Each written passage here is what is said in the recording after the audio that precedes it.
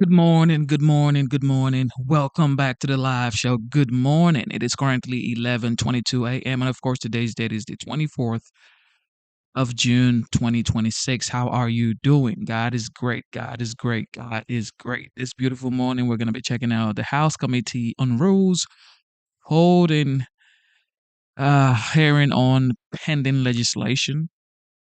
This right here is of course Virginia Foxx, who has been doing this for a long, long, long time. And she definitely has a lot of experience doing this long, long time, Congresswoman. And with that being said, we're going to go into this real fast. Here we go. This is a debate on the House floor. It's long, it's 3 hours, 45 minutes. Here we go. Chair is authorized to declare recess at any time. Today, the Rules Committee is convening to consider four measures: H.R. 9022, H.R. 8595, H.R. 1181, and H.R. 9237. H.R.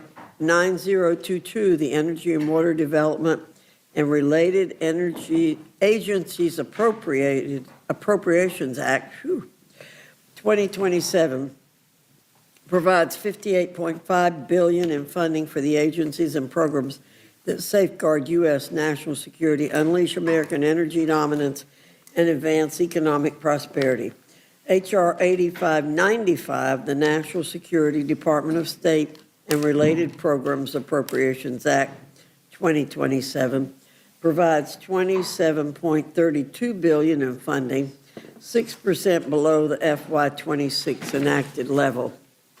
This legislation reflects priorities of the America First agenda and supports the President's vision to refocus and realign foreign policy to make America safer, stronger, and more prosperous while ensuring all funds are spent in a manner consistent with relevant executive orders. Both bills, at their very core, embody the America First agenda.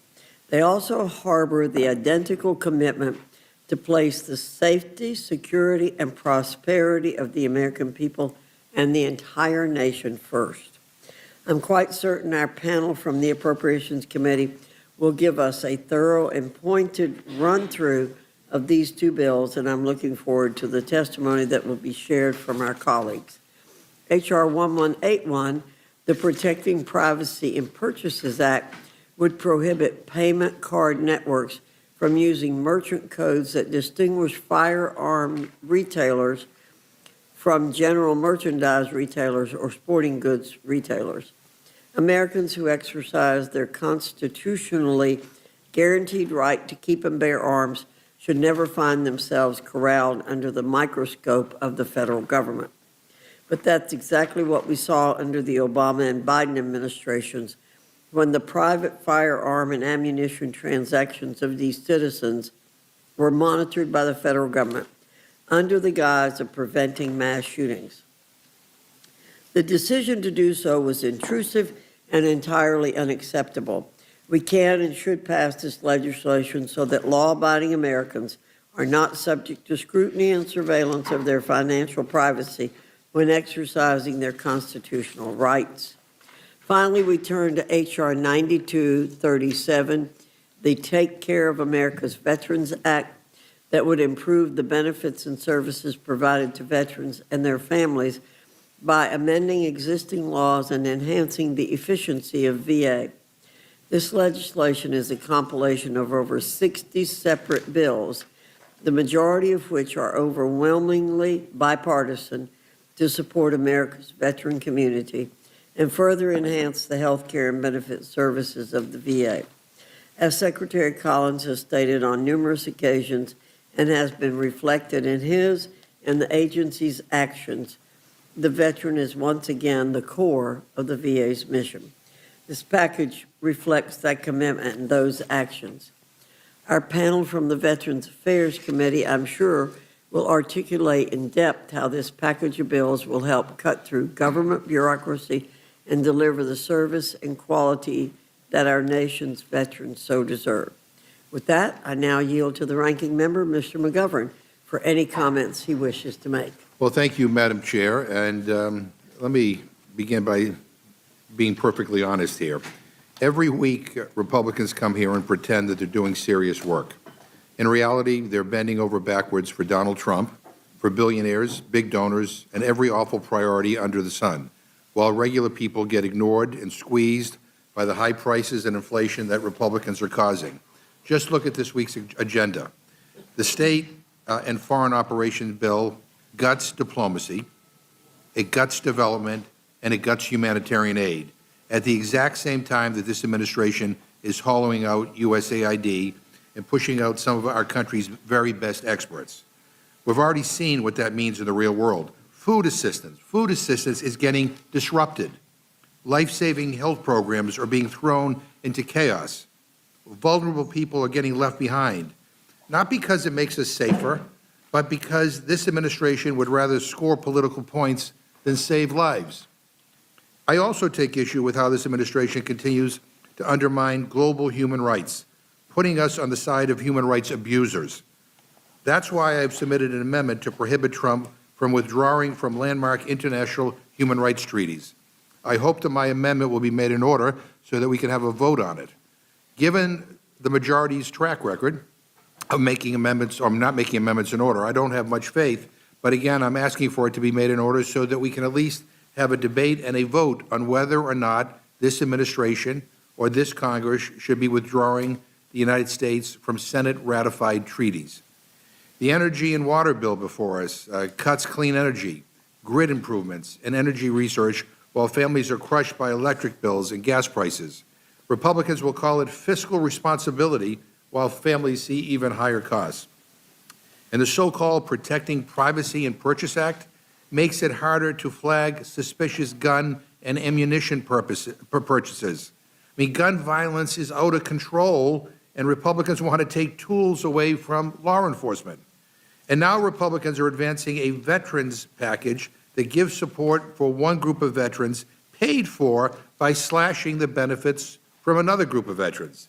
Instead of just doing the right thing and giving veterans the benefits that they've earned and deserve, Republicans insist on paying for it by cutting other veterans' benefits, specifically veterans with service-connected tinnitus and also known as ringing of the ears and sleep apnea. You know, both of those things are the most common veterans casework in my district. These are real conditions that affect veterans' health, their work, their families, and their daily lives. And Republicans are choosing to screw them over. But that's the story of this Republican-controlled government. Their priorities are all screwed up. They want to help Trump and his friends, let him steal taxpayer money to build the ballroom and ruin the reflecting pool. I mean, what a joke.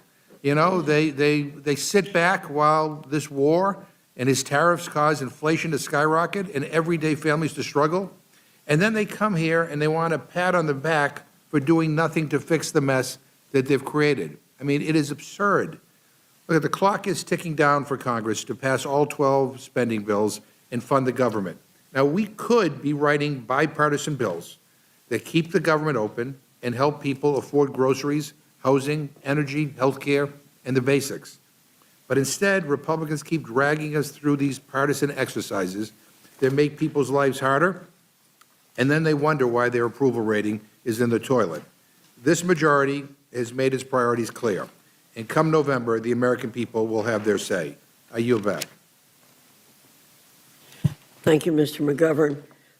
I now welcome our panel, Representative Cloud, Ranking Member Capter, from the House Committee on Appropriations, Energy and Water Development, and Related Agencies Subcommittee.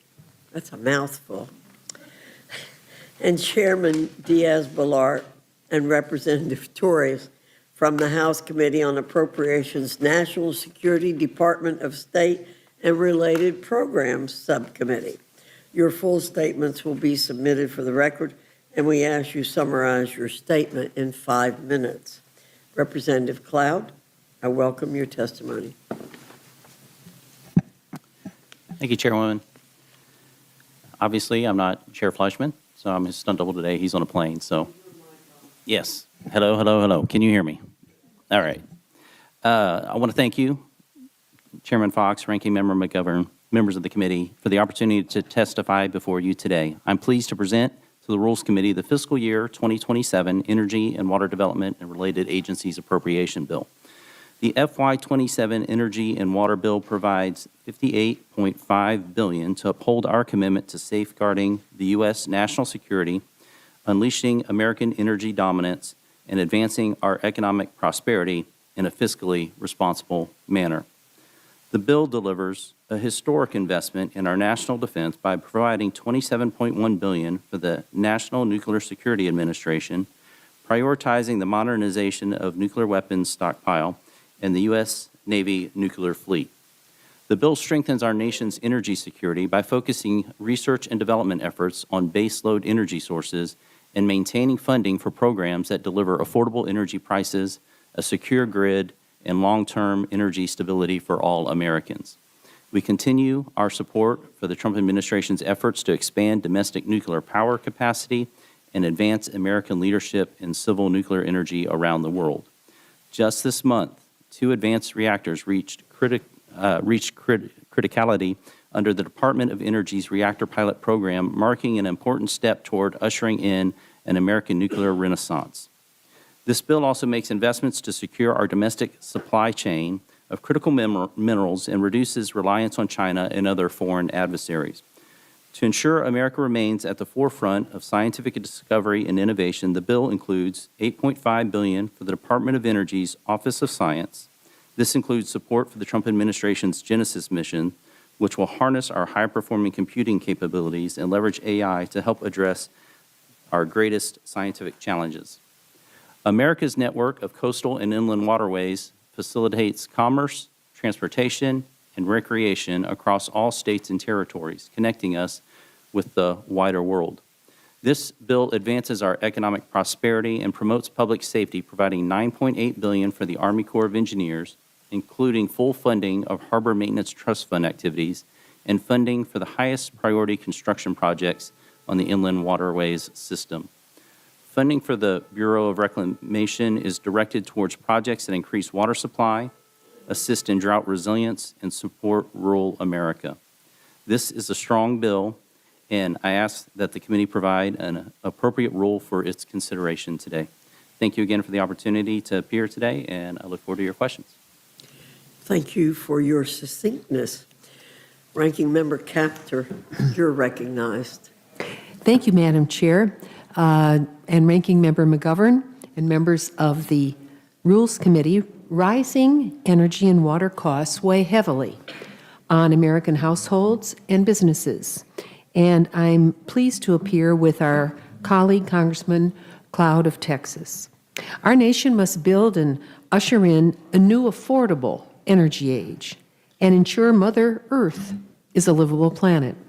I'm deeply disappointed that the bill before us today tilts toward a partisan framing and hope we can course correct as the days ensue. U.S. energy independence in perpetuity is a strategic imperative. Respect for Mother Earth must be our North Star.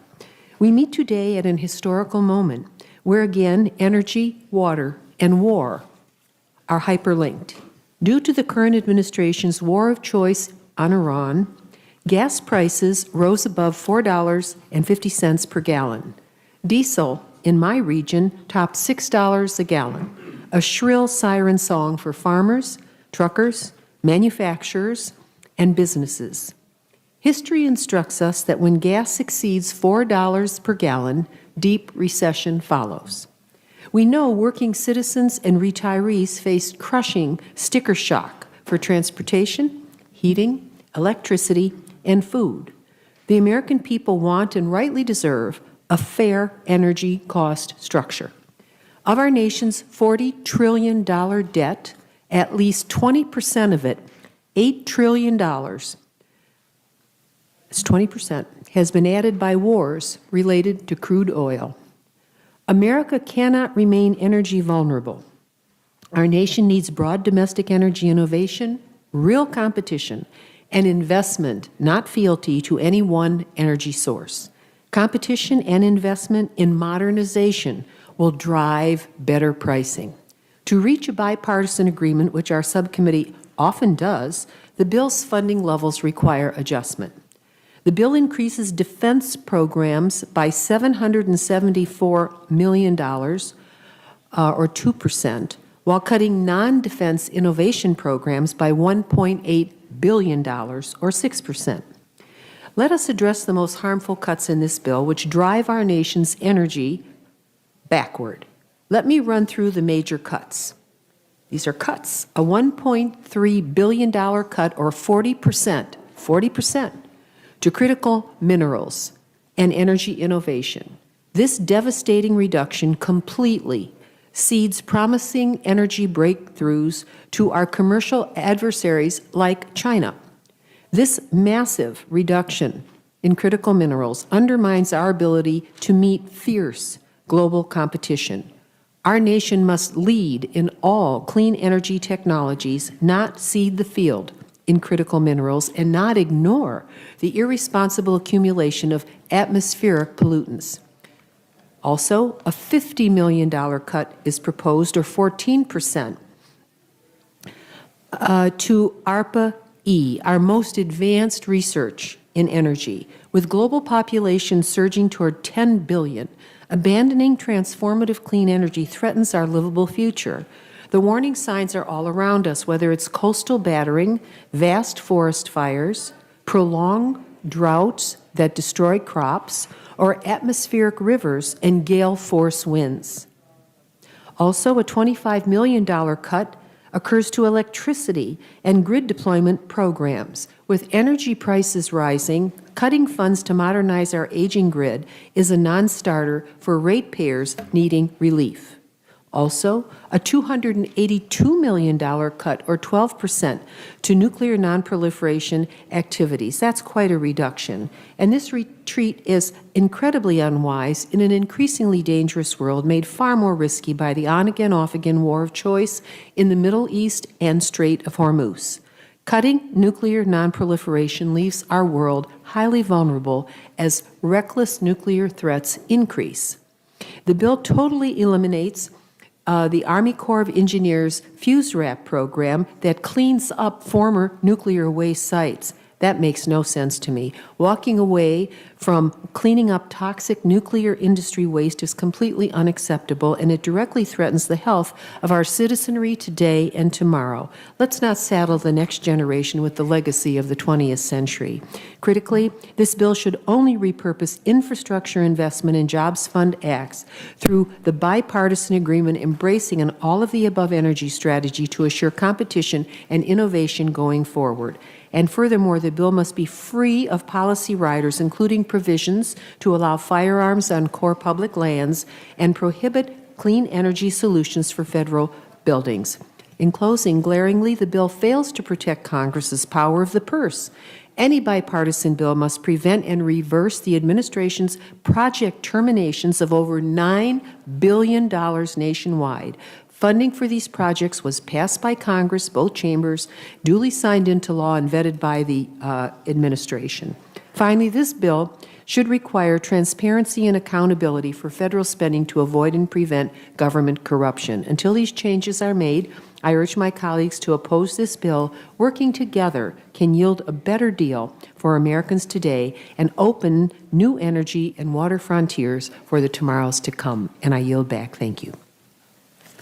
Thank you, Ms. Kaptur. Chairman Diaz-Balart.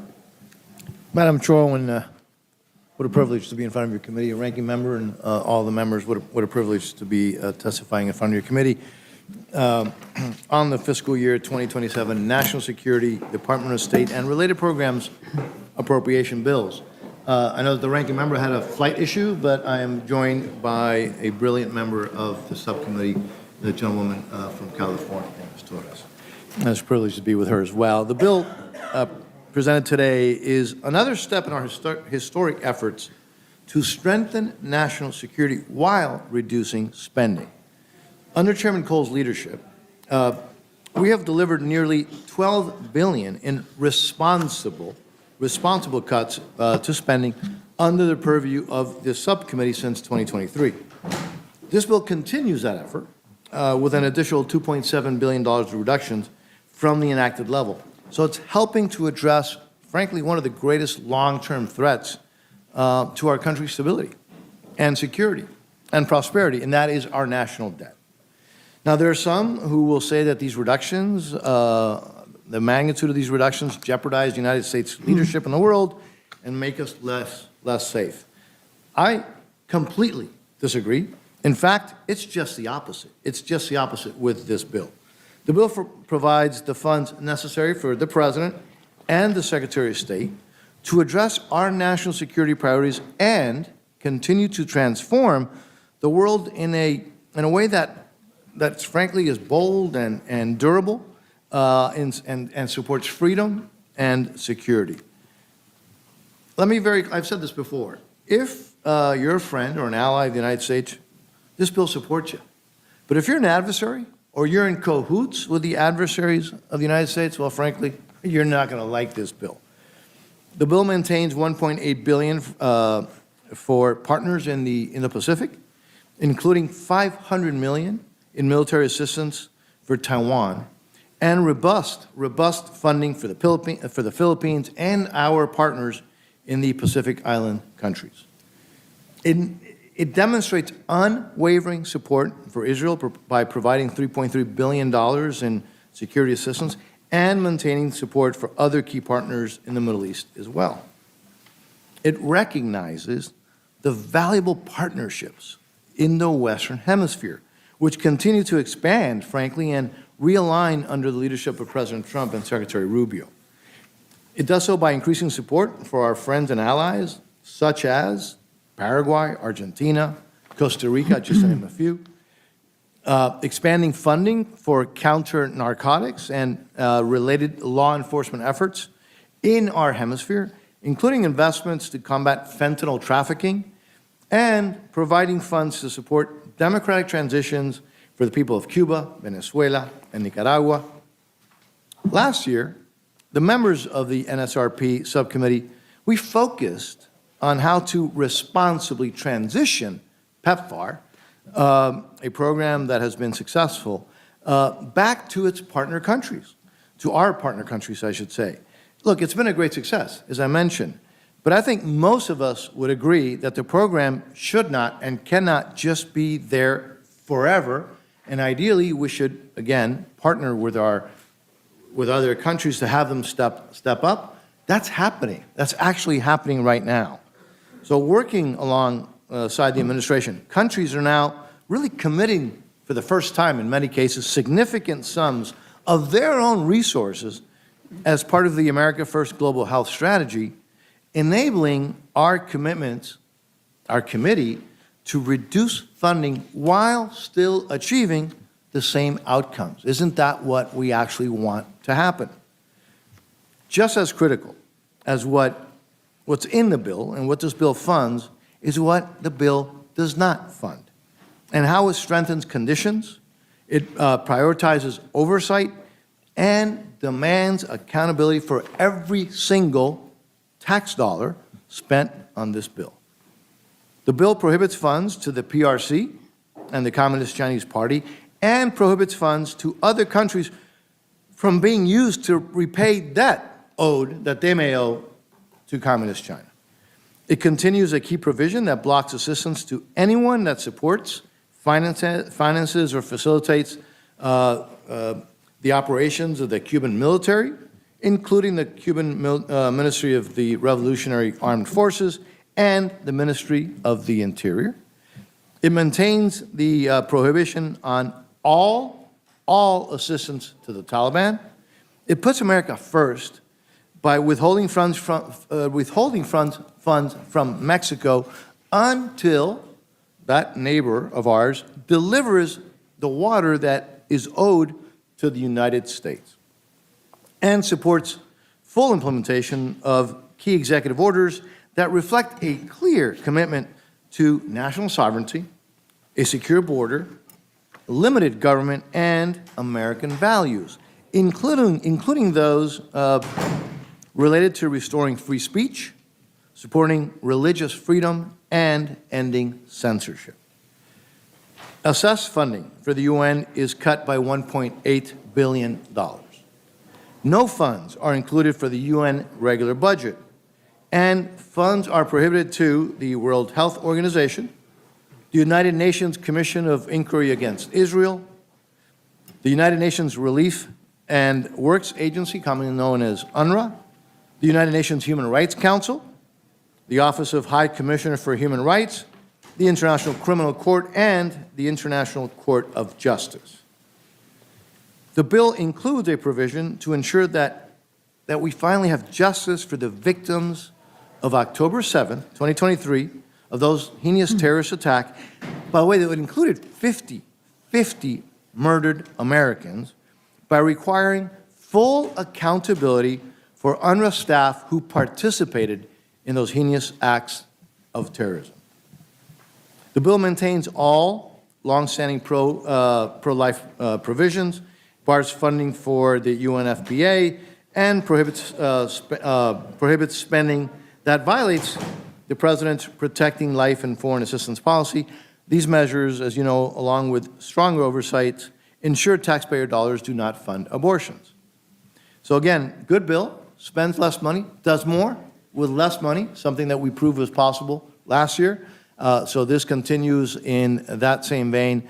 And with that, Madam Chair, I thank you all for allowing us to be at this hearing, and I look forward to your questions. I yield back. Thank you. Ms. Torres, you're recognized. You're a former member of the committee, and we welcome you back. Thank you, Chairwoman Foxx, and also our ranking member McGovern and members of the committee.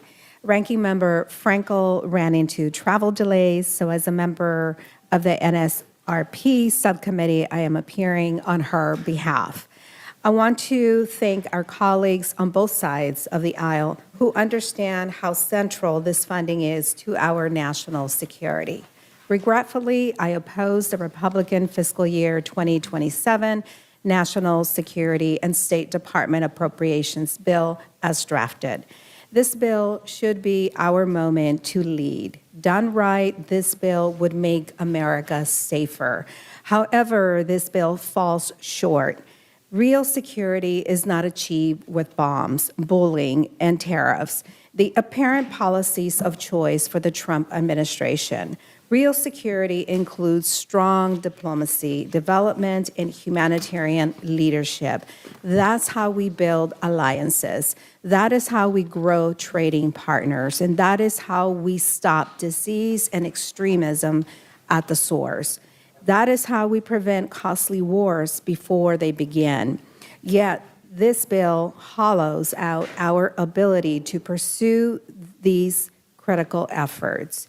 And let's be clear about the backdrop. U.S. aid dismantled, programs canceled, expertise pushed to the door. Now, a weakened State Department is expected to carry the full load despite the fact that it was never built to do so.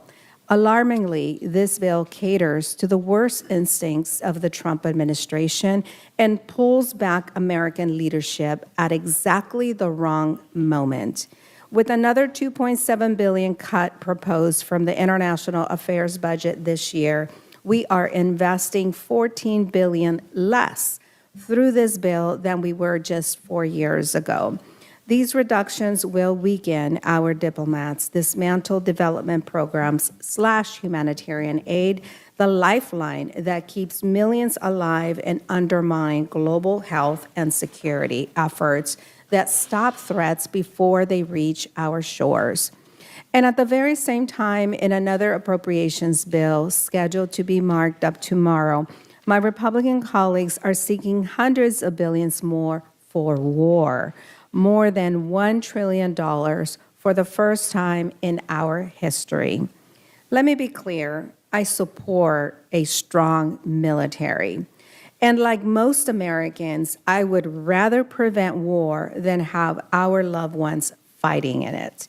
That's why the soft power in this bill before you is so essential. Diplomacy stops costly wars before they start.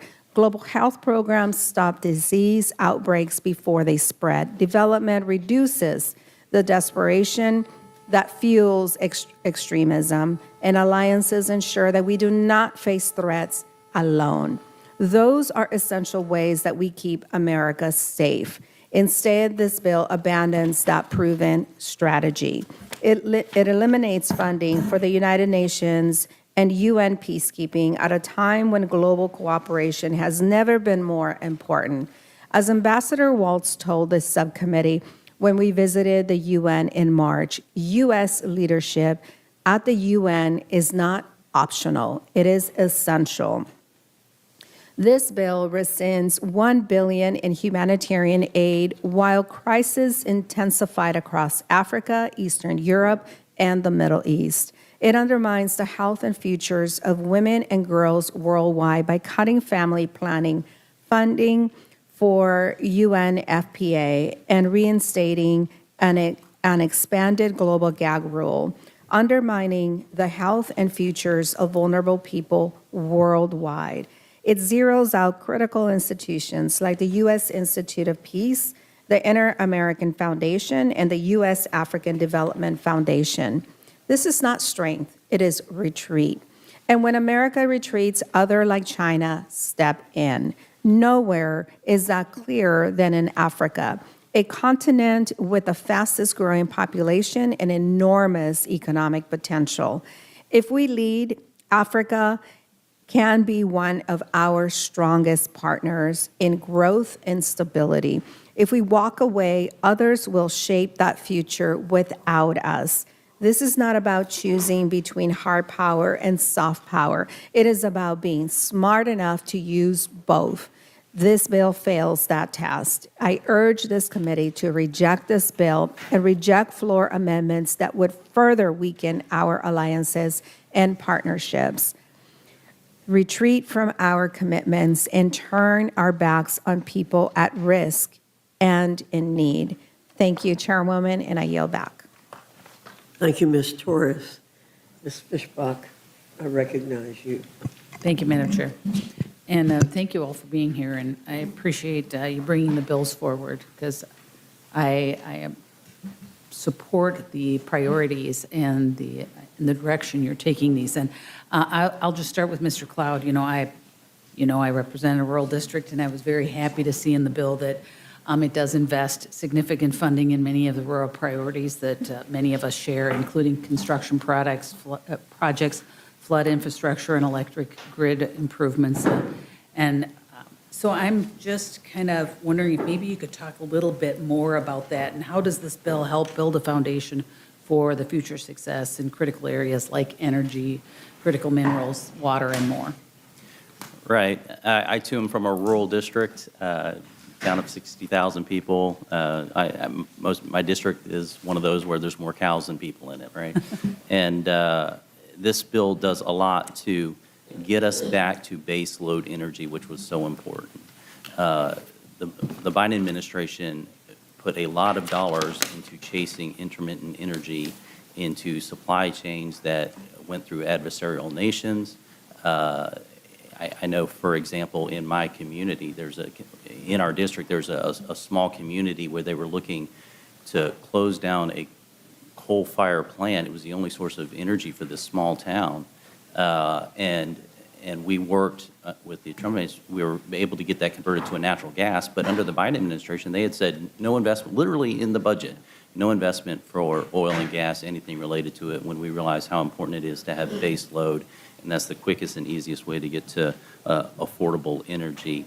Continues the investment on water technology. There's a new center of excellence that's been developed. This puts research dollars into providing smart water research and technologies and building out the infrastructure that's needed. That, along with what the administration is working on it was just about 2 weeks ago, 3 weeks ago, OMB announced that they're lifting what had been a $30 million cap on water infrastructure projects.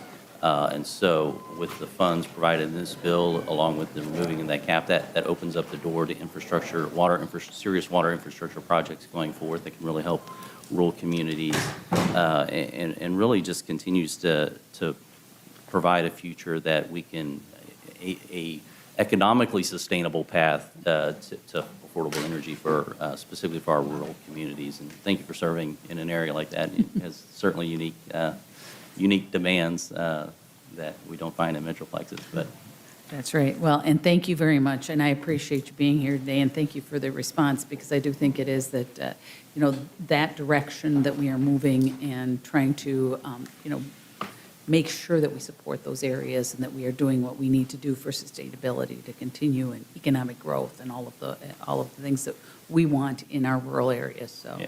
and across the country. So, but thank you very much. Mr. Chairman, turning to HR 8595, I think international security obviously is of the utmost importance, and it's incredibly important right now. And so I do appreciate, the way that you've moved the direction. And you also recognize that we are facing incredible amounts of debt. And so I think one of the things that really struck me was the provision in the bill, although there's many great ones. It's the $1.6 billion for the international narcotics control and law enforcement. And that's an increase because I think it's so critical. And maybe you can expand on how this will really help combat the ongoing fentanyl crisis that's killing Americans every day. Well, thank you for the question, and thank you for the interest in that issue. Look, that's an issue that I think has strong support in Congress and the House. In our committee, we're fortunate to have one of the leaders fighting fentanyl, for example, and other type drugs that are killing Americans in droves, and that's the Dean of the House, Hal Rogers. He keeps us focused on that issue time and time again. And you're right, we put additional money to do that in this bill. So while we are reducing funding, we're putting more money into things that are that have an impact and that are hugely important. This is one of those. So we're putting more money. And I will tell you, I just recently got back from leading a Codel to South America. And this is one of those areas that our ambassadors will always talk to us about. And specifically where we've put the additional money are areas that actually have an impact, save American lives, and we're very proud of doing that. As I mentioned at the beginning of my presentation, while we are spending less overall, we're doing more critical spending on issues that are highly important. We did this in FY26. A lot of folks thought it was impossible. I remember coming here and we had some interesting debates. We were able to pass that off the floor and negotiate with the Senate. And again, a reduction overall, but doing more important things. If there's one area that we have been making, can make an impact, and we can do so by putting some more resources, is in this area that you're talking about. Fighting narcotics, fighting fentanyl, fighting transnational criminal organizations that, by the way, not only traffic in fentanyl and in drugs, but they also traffic in humans and they traffic in weapons. These are dangerous organizations. So we've put more resources, more funding.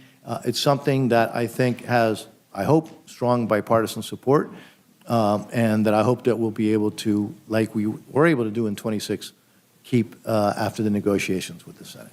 Well, and thank you very much, because I recognize this is a huge issue with the fentanyl issue. And you mentioned the other kind of crimes that you're combating by just doing this. Yes. And so I appreciate that, and I appreciate that you are redirecting. You recognize the debt, you recognize the need to reduce spending, but you also prioritize those things that will really, truly make a difference. So thank you very much, and thank you both for being here, and I yield back. Thank you, Ms. Fishbach. I understand we're going to have a little switch in witnesses here, so we'll give them a chance to do that, and I'll recognize Mr. McGovern. I love when my Republican friends talk about that they need to cut humanitarian aid programs, food aid programs, because they're worried about the debt. But nobody on the other side said a word when we passed a tax cut bill that benefited multimillionaires and billionaires that added trillions to the debt. And last week, the week before last, we added another $70 billion to the $100 billion that ICE and CBP already have. None of it is offset.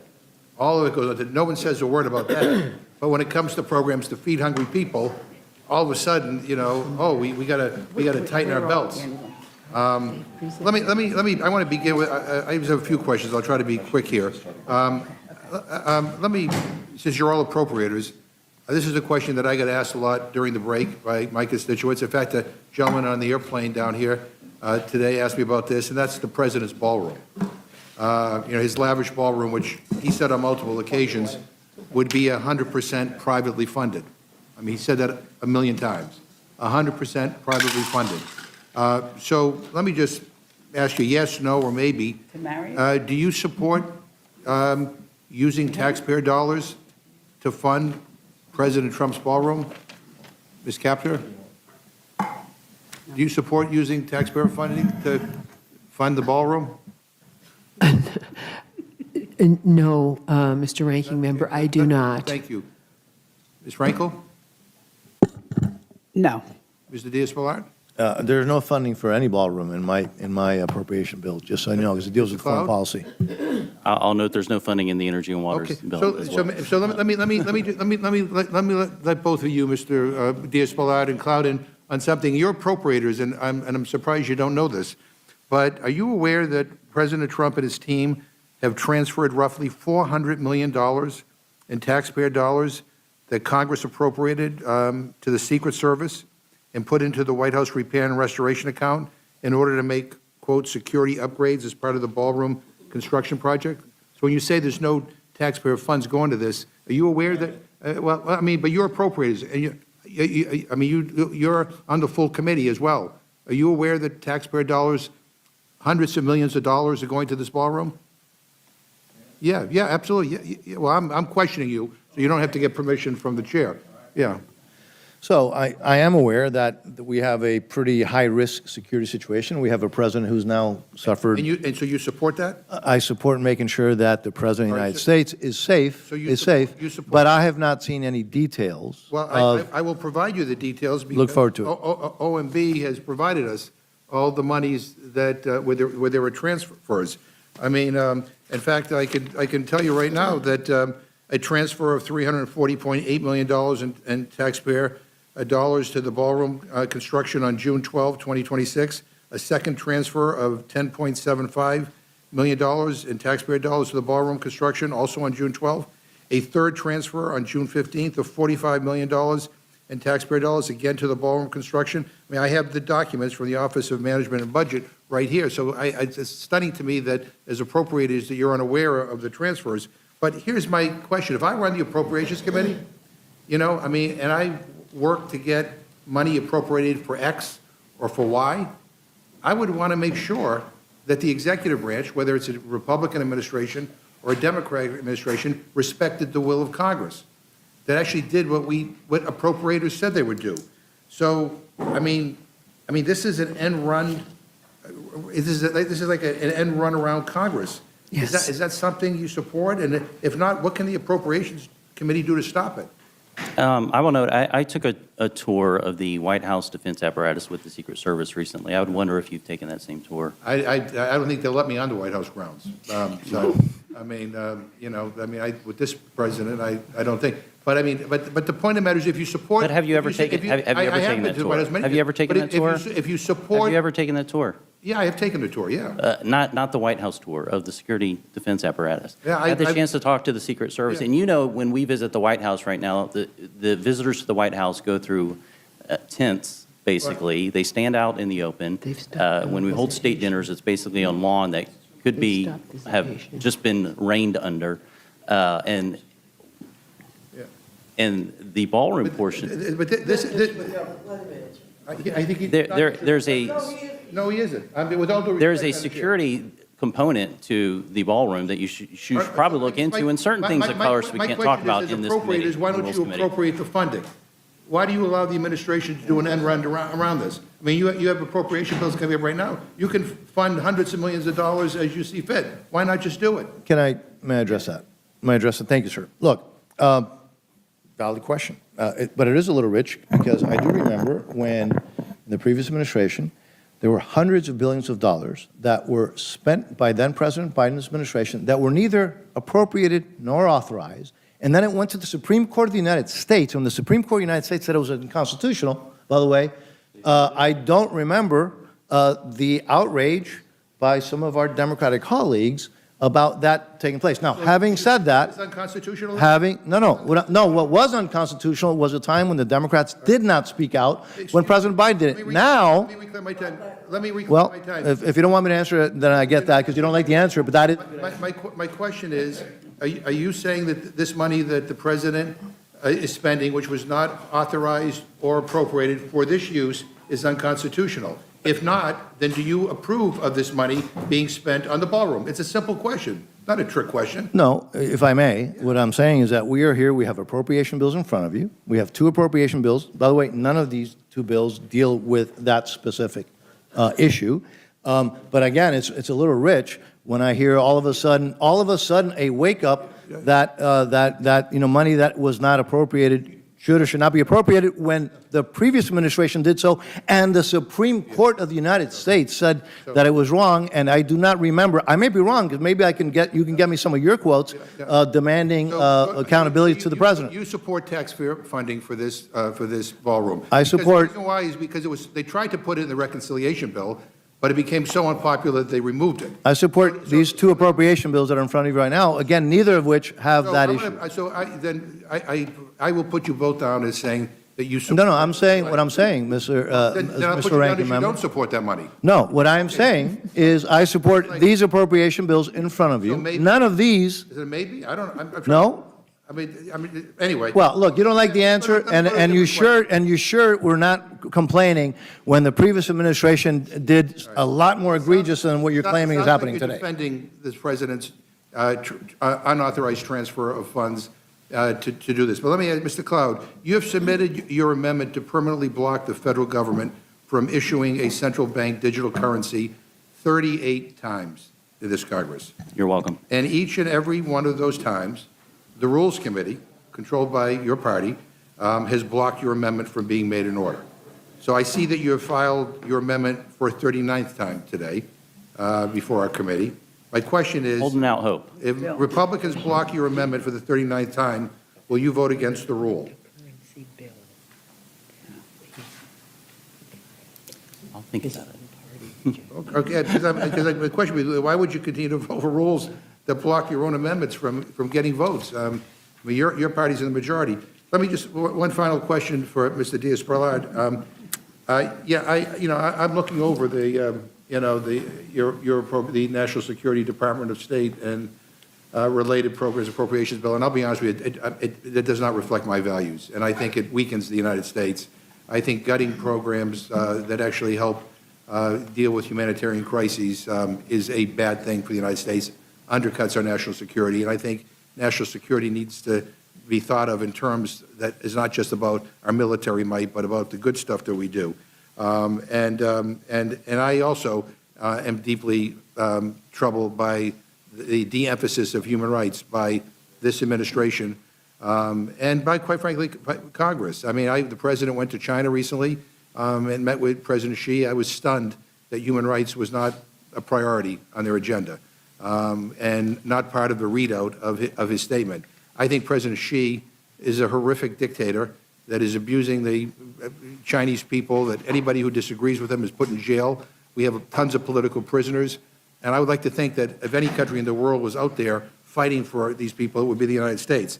But my question to you is the Trump administration is relying on the UN over and over for their priorities as the main channel for humanitarian aid, to legitimize the Gaza ceasefire, for new security arrangements in Haiti, and now to get nuclear weapons inspectors back into Iran. That's what the Trump administration is relying on the UN. Yet this committee isn't funding the UN. That just seems illogical. It's counterproductive, and it makes us look like a cowardly cheapskate in the eyes of the world. The U.S. should lead, and it is beneath us to be a freeloader. So my question is, why isn't this committee funding the UN to meet both the President's priorities, what the President has said he wants the UN to do, and Congress's, on human rights, on disease prevention, on conflict prevention, and other matters? Thank you. Yeah, you're right that we do cut a lot of funding for for example, the UN General Fund. We do, however, fund some key issues that the UN does. Now, we don't fund some things that, frankly, are just a waste of money. You mentioned human rights. Yeah. I think you and I would probably agree on one thing, which is that the Human Rights Council, the UN Human Rights Council, is made up of among the worst human rights violators in the planet. And to continue to fund entities like that, which all they do is they take our money and then use that money to, frankly, just go after the United States and our allies while being made up of the worst human rights violators in the world, it's just not serious. So while we're funding, again, I go back to what I said at the beginning, we're funding key issues, but we're not just spending money and throwing money away on wasteful issues. But the money doesn't go to those countries. It goes to the body, right? I mean, it doesn't go to those countries. And Yes, it goes. And I'm just going to say this because I'm going to about to be gavelled down here. As the co-chair of the Tom Lantos Human Rights Commission, named after Tom Lantos, the only Holocaust survivor to serve in Congress, it is stunning to me how our country has withdrawn from being a leader on human rights. It is an afterthought. And some of the president's closest allies are the worst human rights abusers in the world. And again, it's really troubling. And I think it's one of those things that undercuts our overall national security. And I'm being cut off, so I yield back. Thank you, Mr. McGovern. Mr. Griffith, you're recognized. Thank you, Madam Chair. Anything additional, Mr. Cloud, that you would like to add? About the bill? About the bill is always good to talk about the bill. I'd love an energy and water question. I kind of thought this is what we were going to be talking about today. So. Yeah, well, welcome to rules. Oh, thank you. We don't always talk about what we're supposed to. I understand. It drives me crazy, too. Yeah. I will say the central bank digital currency would present the ultimate surveillance tool and tool of control. And it is so vitally important that we do everything we can to make sure that our kids and our grandkids never have to deal with that. And I agree with you. I am told, however, it's not germane to this bill. I understand that, but I will keep trying. And I appreciate your efforts, and when we can get it germane, I will vote with you. Chairman Diaz-Balart, did you have anything additional you'd like to add? No, thank you. Look, I think this is a very good bill. You'll recall that when we were here for fiscal year 26, we heard the same naysayers say that we couldn't cut spending, that it was the world's going to fall apart. And what we found is that if you're an ally, we're supporting you, we're helping you, but we're just not wasting money on things that don't work or that are actually not only not helping our national security, but they're hurting our national security. This bill goes a little bit further in that same direction. We proved that we were right in fiscal year 26. And if assuming this bill goes to the floor, we hope to continue in that same trajectory of spending less money while doing more to strengthen our national security. So thank you, sir. I appreciate it. With that, Madam Chair, I yield back. Thank you, Mr. Griffith. Ms. Scanlon. Yeah, I just want to say for the record, this committee, while they may not make specific amendments in order that are non-germane, routinely, self-execute matters that are non-germane into bills. And so the reality is that that's just not a good excuse, but I wanted to clarify that for the record. I yield back. Thank you. So we've got two appropriations bills here today. And I don't think by any stretch of the imagination you can credibly say that they put Americans first. Instead, they cut programs. They cut programs that would increase our national security, and they cut programs that would decrease energy costs. I mean, for months, the president has been waging a war against Iran that has cost American taxpayers hundreds of billions of dollars.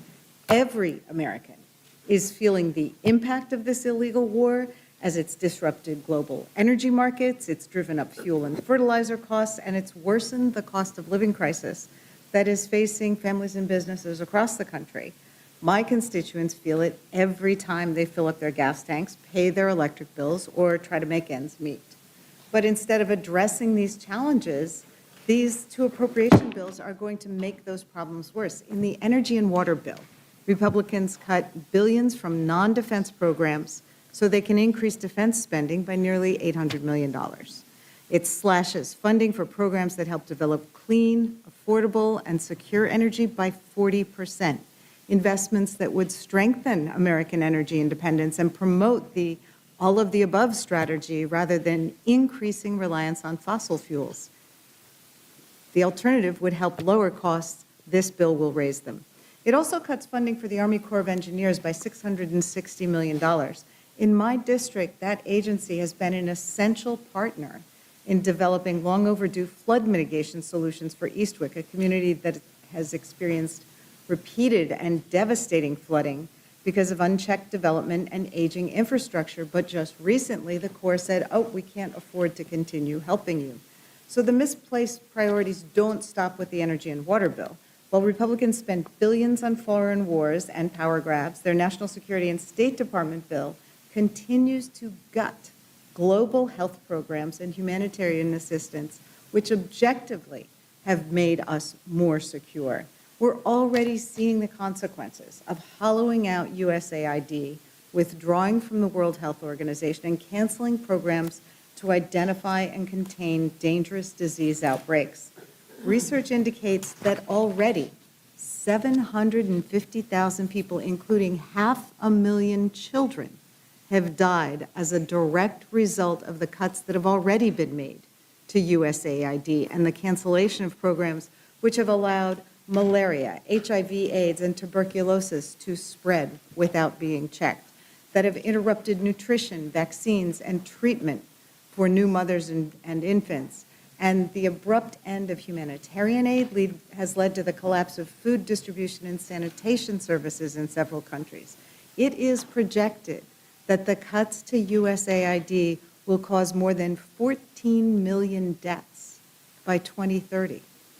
I mean, we've just seen in recent days that health officials are struggling to contain the Ebola outbreak in Central Africa. The U.S. is once again confronting the spread of the New World screwworm, a pest that was eradicated in this country in the 1960s, but is now on the move again in several states, threatening our beef industry. So we know that an outbreak miles away, countries away, can become local in a matter of days, and investments in global health are investments in American national security.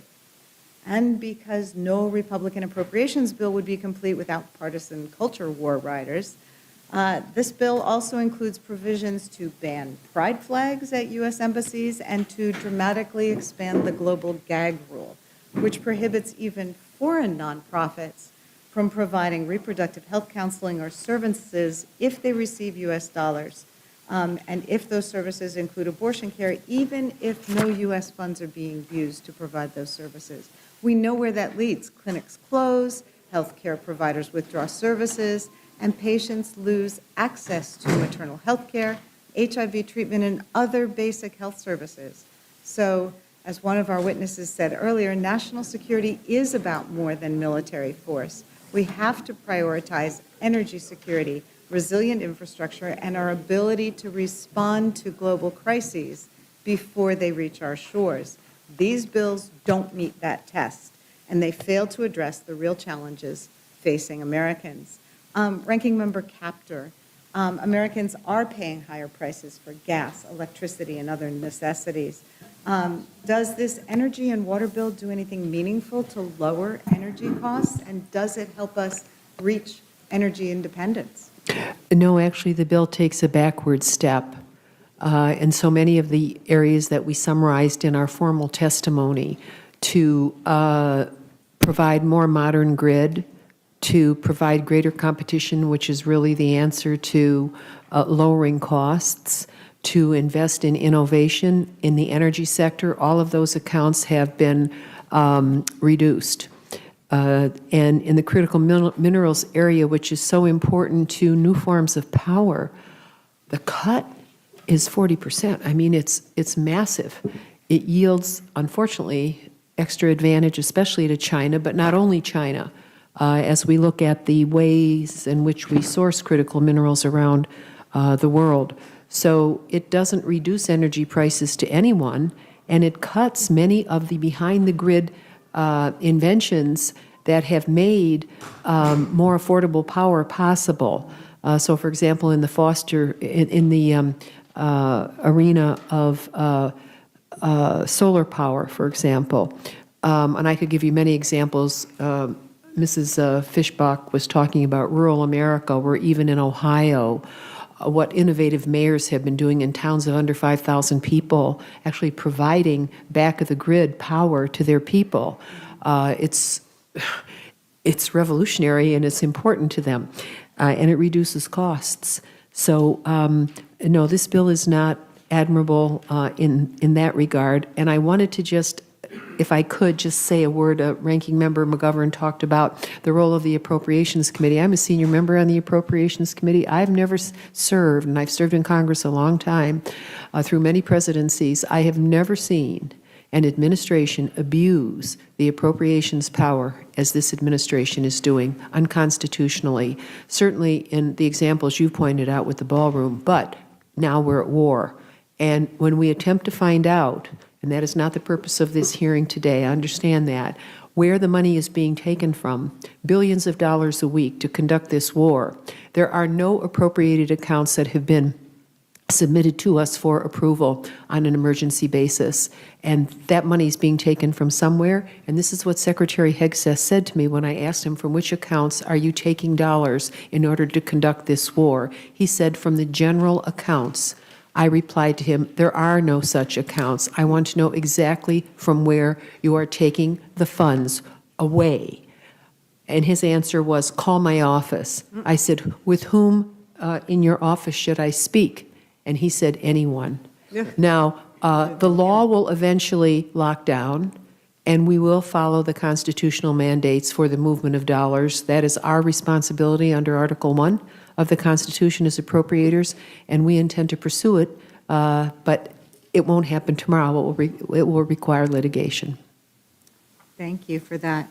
I share your concern. I mean, with respect to the energy and water bill, with respect to solar energy, we've seen the impact of federal investment in being able to move communities, churches, temples, mosques, schools to adopt solar energy, which then lowers their costs and enables them to accomplish their mission. And it just doesn't happen without assistance from the government to help people make that transition. So it is very concerning to see those cuts coming in and undermining the progress that our country has been making in that way. Very good point. Very good point.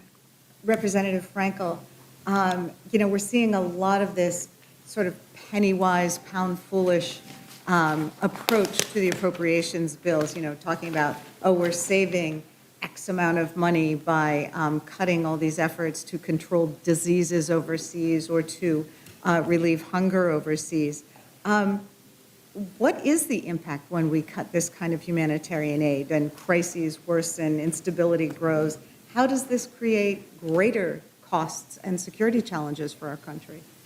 Thank you for your question. Thank you to the members of Rules for your work. And just to say that, regretfully, I'm not, as you know, I'm not supporting this bill. I'm hoping we can do a better job together. We do work well together, but this bill falls very short. I don't know if you know this, but my son Ben, he's alive and well. Let's start with that. But he's a U.S. Marine veteran. He went to 2 wars. And I came to Congress with the mission to keep any other people's children from going to war. And that's really what drove me to get on this particular committee. We call it the Committee really of Soft Power. Mm-hmm. As my colleague, Ms. Torres, said, that you can't just have the Trump administration with the bombs and the tariffs and the bullying. That's not going to be the way to keep us secure and prosperous. And it is through diplomacy, development, and humanitarian assistance is the way we create trading partners, we keep people from being disenchanted and maybe joining terrorist groups, and we keep diseases from coming here. So this bill falls far short. I think we can do better. I know we're going to strive to do better, and I thank you for your attention.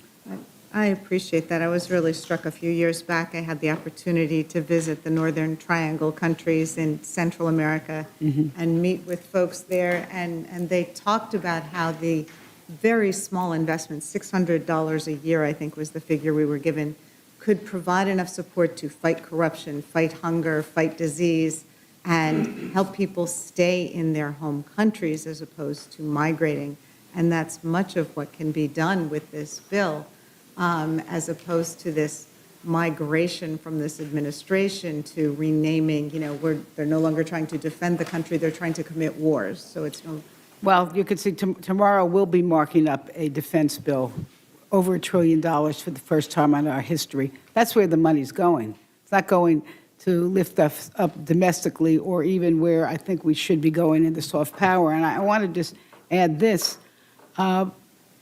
We had Marco Rubio in front of our committee, and we asked him why contraceptives were just basically rotting away in warehouses Yes. overseas, millions of dollars worth. And he said to us, well, we're not in the family planning business. And that was evident when this bill came across to us, where family planning for women, under-resourced women around the world, was completely cut. We need to do much more to uplift the mothers and the grandmothers and the sisters. Absolutely. I mean, we've seen time and again, food left to rot, medicines left to spoil or become out of date. It is the worst form of fraud, waste, and abuse, I think, although, of course, the rotting reflecting pool is way up there. I yield back. Thank you. Thank you very much. Mr. Jack, you're recognized. Thank you, Madam Chair. Chairman Diaz-Balart, appreciate your testimony today. Could you walk us through, compared to 2026, how much spending you were able to cut from this appropriations bill in line with what the American people wanted when they elected us to the majority, which is a more efficient government that spends money more wisely? Yes, sir. Thank you. Thanks for the question. This bill has an additional $2.7 billion reduction from the enacted fiscal year 26 bill. And just to frame this going forward, I always like to try to bring voters back home into the mindset that we have here in Congress. What is a vote against this bill? What are you, when we have this on the floor later this week, if the rule passes, which it will, what are voters, or what are members of Congress voting against if they vote no? Confronting our adversaries, helping our allies, making sure that our country is stronger, more secure, more prosperous, safer, but in a way that also spends less money. And so what we have proven in this Congress, under the chairmanship of Chairman Cole, is that in this particular subcommittee, we've proven it. This is no longer a theory, is that we can spend less and do better. That not only helps our taxpayer, our fiscal situation, which is obviously a grave concern. It should be a grave concern to everyone. But we can also, while spending less overall, do more to help our allies, do more to confront our adversaries, do more for the national security interests of the United States. We proved that in fiscal year, actually we started that process in fiscal year 25 under President Biden, but those were tough negotiations, but we reduced some spending even with President Biden in the White House once I got this chairmanship. And in fiscal year 26, we did it in a much more dramatic way, and I think in a much more effective fashion.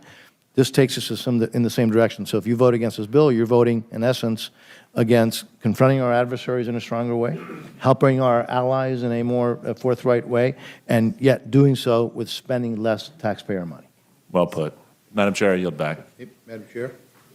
Thank you very much. Mr. McGovern? Yeah, just for the record, the size of the cut in your bill is about 4% of what you spent on ICE and CBP with no offset, which is one of the reasons why the debt has gone up $3 trillion since Trump took office. Thank you, Mr. McGovern. Mr.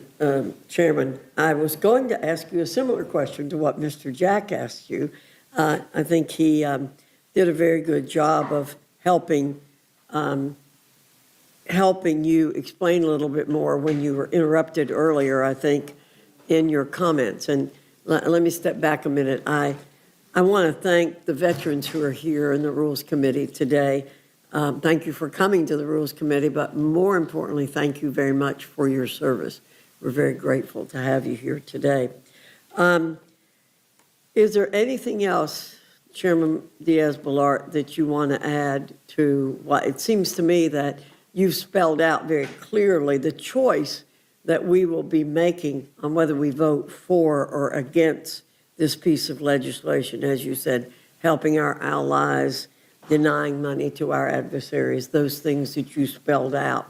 Is there anything else you'd like to add?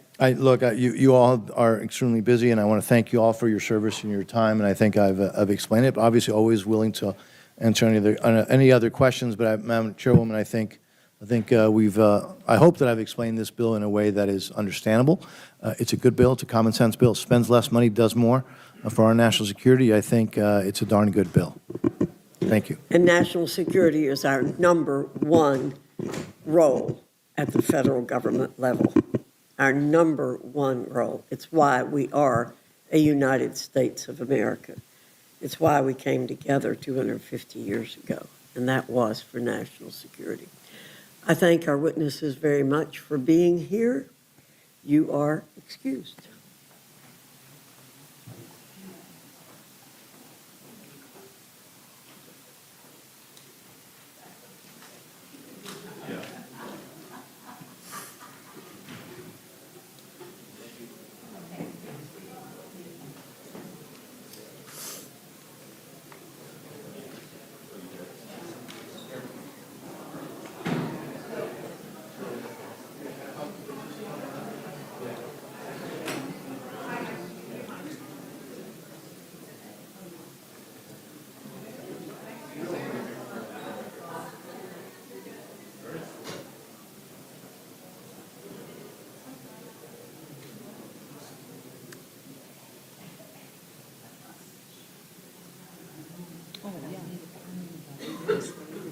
Oh, thank you. Yes.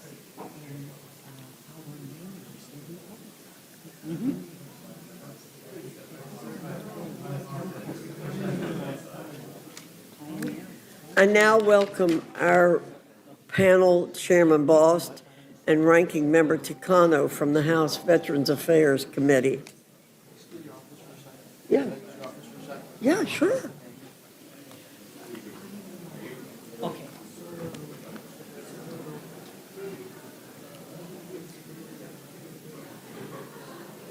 Mark, hand those to me if you want to.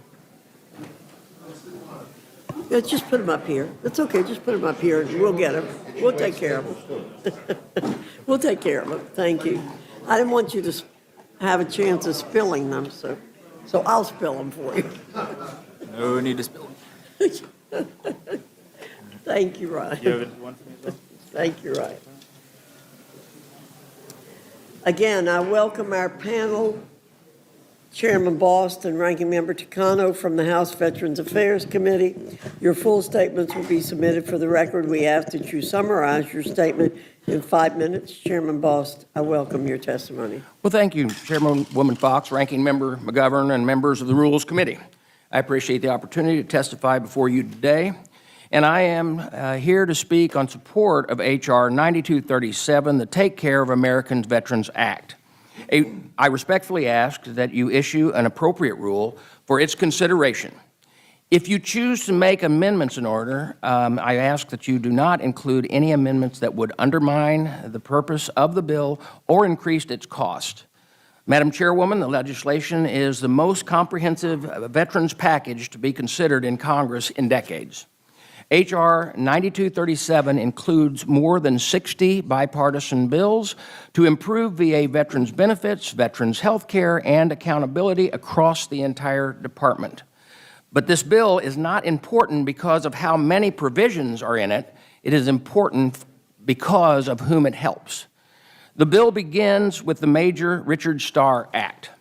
For decades, combat-injured veterans who were medically retired from the military have been forced to give up a portion of their earned retirement pay simply because they also receive VA disability compensation.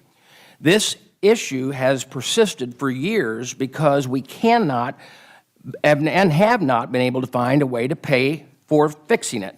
These are men and women who were injured in service to their country, and the federal government turned around and told them they could not receive the full benefits they had earned. This bill would end that injustice and allow combat injured veterans to receive both benefit by ensuring these veterans receive no more than 20 years retirees with the same disability. This bill also includes the Love Lives On Act, which would eliminate the choice survivors have to face when choosing to remarry or keep their benefits. Under current law, those that choose to remarry before age 55 must give up those VA benefits. But those benefits were earned by service members and veterans who sacrificed for this country. We want surviving spouses to rebuild their lives. This bill would make sure to help them make that a little easier. H.R. 9237 also includes the Sharon Briley Richard Edmondson Veterans Benefit Expansion Act. This would increase benefits for catastrophic disabled veterans who require round-the-clock care and increase survivors' pensions. These are veterans whose injuries change the course of their lives and the lives of their families forever. Our nation's surviving spouses and severely disabled veterans have not seen an increase in benefits in decades. And I'm proud to announce that this bill would significantly boost and increase both of those. H.R. 9237 also includes the Veterans Access Act. For years, veterans have watched government bureaucracies restrict the community health care access Congress promises them. That is not what Congress intended under the Choice Act. That is not what Congress intended under the Mission Act, and veterans deserve better. Veterans should be able to access care in their communities, period. This bill rightfully puts veterans back in the center of the VA health care. It would also improve transitions, assistance, and education benefits to better prepare veterans for civilian life. Furthermore, it would modernize the disability claims appeals process so veterans are not treated like a number and lost in a huge system. This bill would also reform VA construction, leasing, and IT systems that are bogged down with red tape. Madam Chairman, consideration of this legislation is long overdue. Many of these provisions are not new ideas. They are long-standing priorities of veterans, military families, survivors, caregivers, veteran service organizations have been waiting for Congress to fix for years. The Major Richard Starr Act is the best example. A press release and a handshake alone will not end an unfair policy. Only passing paid-for legislation does that. I want to take a moment to address the offset in this legislation. House Democrats' opposition to this offset is politics at its worst. This offset codifies a Biden-era proposed rule. Let me say it again. This proposal came from the Biden administration originally. The rule would alter the way VA evaluates service-connected sleep apnea and tendinitis. The offset is pointing forward. Let me say this very clearly. No current recipient would see their benefits change by this legislation. No current recipient would see their benefits change by this legislation. VA testified that before the VA subcommittee that they plan to finalize this rule by the end of the fiscal year. These changes are not new. They reflect a bipartisan scientific process. I want these changes to benefit the veterans. Democrats want to play politics. This bill would give the House a serious, responsible path to promoting real change for our veterans. Madam Chairman, this is basic good government principle at stake here. When Congress passes legislation, it has a responsibility to pay for it. Senate VA Committee Chairman Jerry Moran and I have worked hard to put forward a paid-for package that can become law. Unfortunately, my Democrat colleagues have chosen a different path. They have pushed a discharge petition designed to message a vote on legislation that they know will die in the Senate because it's not paid for. My colleagues know that, and my fellow veterans deserve more. That is what the Take Care of American Veterans Act will do. I respectfully ask the committee to report an appropriate rule and allow the House to consider the Take Care of American Veterans Act. Thank you for your consideration. I yield back. Thank you, Chairman Boss. Ranking Member Takano, you're recognized. Thank you, Madam Chair. Well, good afternoon, Chairwoman Foxx and Ranking Member McGovern. I wish I were here under better circumstances. Yet here I am to warn you and members of this House about the dangerous and harmful bill before you today. What my Republican colleagues have concocted, a bill they've completely, without irony, called the Take Care of America's Veterans Act, is the largest cut to veterans' benefits in the history of this country. Now, I wish I were being hyperbolic here, but I'm sadly not. Republicans are prepared to rip away benefits from at least 1.5 million veterans, including currently serving members of the military. Republicans are willingly taking tens of billions of dollars from veterans' pockets because they are too timid to do the right thing for our nation's veterans. They have argued that this is inevitable. My colleague, Chairman Boss, just said, referred to something inevitable, that it is necessary and that it is the only way. Emphatically, it is not, and they know it, and veterans know it. And even the Trump VA knows it and has said so publicly when Republicans tried to pin this cut on the VA. Veterans are telling us they don't want this cut. Veteran service organizations, including veterans of foreign wars and disabled American veterans, the Iraq and Afghanistan Veterans of America, and many others have publicly stated that they oppose this bill and reject the premise of its funding mechanism. We should reject it too. We cannot accept that the only way to fulfill our sacred promise to veterans is by taking benefits away. What makes me most angry is how cynical this legislation is and how cruel it is. This bill represents Republicans' response to the fact that we are just 5 signatures away from getting the Major Richard Starr Act to the House floor. Momentum is growing here and in the Senate, and their plan to tamp down that enthusiasm and stop the train on the #1 VSO priority is to cram a watered-down concurrent receipt section into a monster bill, slap benefit cuts and home loan fees increases on it, and then have the gall to call it the Take Care of America's Veterans Act. No, this bill is the Taking Benefits from America's Veterans Act, and I want to emphasize the word taking. What is even more confounding is that this bill takes benefits from veterans to pay for what the Department of Defense owes. Military retirement is a DOD obligation, and DOD holds the balance of what is owed to veterans who were medically retired due to combat injuries. So why are Republicans insisting on siphoning money away from veterans to pay for the Major Richard Starr Act? This stands in direct contradiction to what Chairman Boss told this committee the last time we were here and what he said on the floor numerous times. He loves to boast that as a veteran himself, he would never do anything to harm veterans. We know that isn't true because of the very bill we have before us today. Now, how is it okay for DOD to reach into veterans' pockets, past, present, or future, to pay for this bill? It makes no sense in any context. The House has reached new lows this Congress, but this is a new low for our committee. A totally partisan bill drafted in secret, no discussion, no negotiation, no collaboration with VSOs and stakeholders, no legislative process or markup on a massive 600-page bill. This is a complete departure from how the Veterans Affairs Committee has done business in the past. Maybe it was drafted in the dark because Republicans know that if this bill were exposed to the light of day for too long, it would be revealed to be for what it truly is. Unfortunately for my colleagues, their ploy didn't work. Veterans have taken notice and they overwhelmingly object.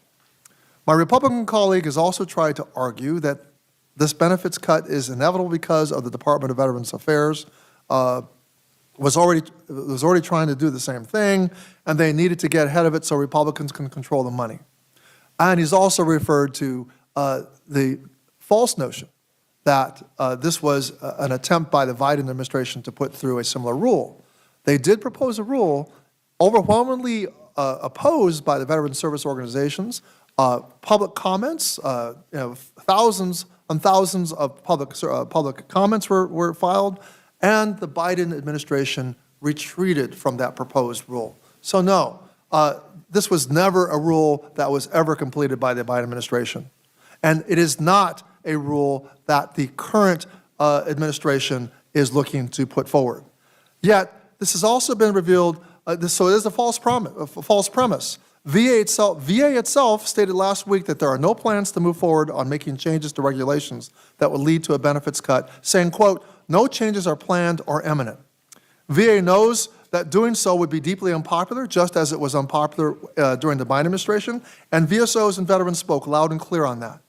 And just as they did earlier this year when VA issued an interim final rule that would have significantly changed how disability ratings are determined, and that would have negatively impacted thousands of veterans, VA rescinded that rule because veterans were again vocal in opposition, just as they are now. Sadly, the problems with this bill don't end here. In addition to the poison pill funding mechanism, there are numerous provisions in this bill that are hugely problematic. This bill hastens the privatizations of VA, including for mental health services. It contains handouts to industry and allows them to double dip, diverting taxpayer dollars meant to serve veterans. It creates a slush fund for the tech industry. It harms student veterans by throwing more dollars at predatory for-profit schools. It also strips away collective bargaining rights from certain VA employees. This bill does not have enough redeeming value, and when you tie it to harmful funding provisions, it should be a non-starter. The harms of this bill do not end with benefits cuts. It also includes significant home loan fee increases for veterans and service members who are in financial distress. Our country is in the middle of an affordability crisis brought on by the terrible Trump administration policies, and yet my Republican colleagues want to pile on with more fees in order to make it unaffordable for veterans to stay in their homes during a foreclosure crisis. Benefit cuts, higher housing costs for veterans, that is what this bill is built on. I cannot support it. I reject the premise, and I urge all my colleagues to reject the premise as well. I yield back. Thank you, Mr. Ticano. Ms. Fishbach, you're recognized. Thank you, Madam Chair. Chairman Bost, I really appreciate that you brought this package forward, and I want to thank you for your service. And I think it's incredibly important that a veteran brought this legislation, this package forward to help your fellow veterans. Thank you. And so I appreciate that. And it contains more than 60 bipartisan bills, and it really is aimed at improving veterans' benefits, expanding access to care, and enhancing veterans' quality of life. This administration, under this administration, the Department of Veterans Affairs has reduced processing times for disability claims and pension and survivor benefits, and it's reduced the VA benefits backlog to less than 100,000. So there have been great achievements, an achievement that the Biden administration failed to reach in 4 years. Trump's VA has also decreased the time to complete veterans' pension claims, burial claims, DIC claims, and more. And President Trump and the Republicans did make a commitment to fight for our veterans, as you are doing, as they fought for our country, and we continue to deliver on that promise. And your bill brings together dozens of measures focused on improving veterans' care even further, strengthening benefits, and enhancing the quality of life for veterans. And I thank the chairman for bringing it forward. Thank you. And I look forward to supporting it on the floor. And I know this is a very comprehensive package with many significant reforms. So before I yield back, I just want to check with you to see if there's anything, given there's so much in this bill, is there anything that you want to specifically highlight that you didn't in your opening statement? Well, you brought up the fact, first off, remember the four important, it's Richard Starr Act, it is the Briley-Edmondson Act, which is our most vulnerable veterans that really do need the support. The Love Lives On Act for those widows that for years have had to try to make a choice whether they go ahead and have a life and get married or they wait till they're 55 not to lose their benefits. Now, those are just three. There are so many others in there. And what is vitally important is that there are 60 bills. Of those, 48 of them were co-sponsored and or already been supported by Democrats in bipartisan way. And it has been brought up that we are actually taking benefits away from veterans, and that is not true.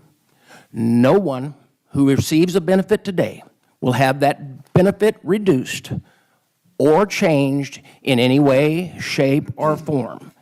There are pay-fors here that is vitally important as we move forward. And let me say this.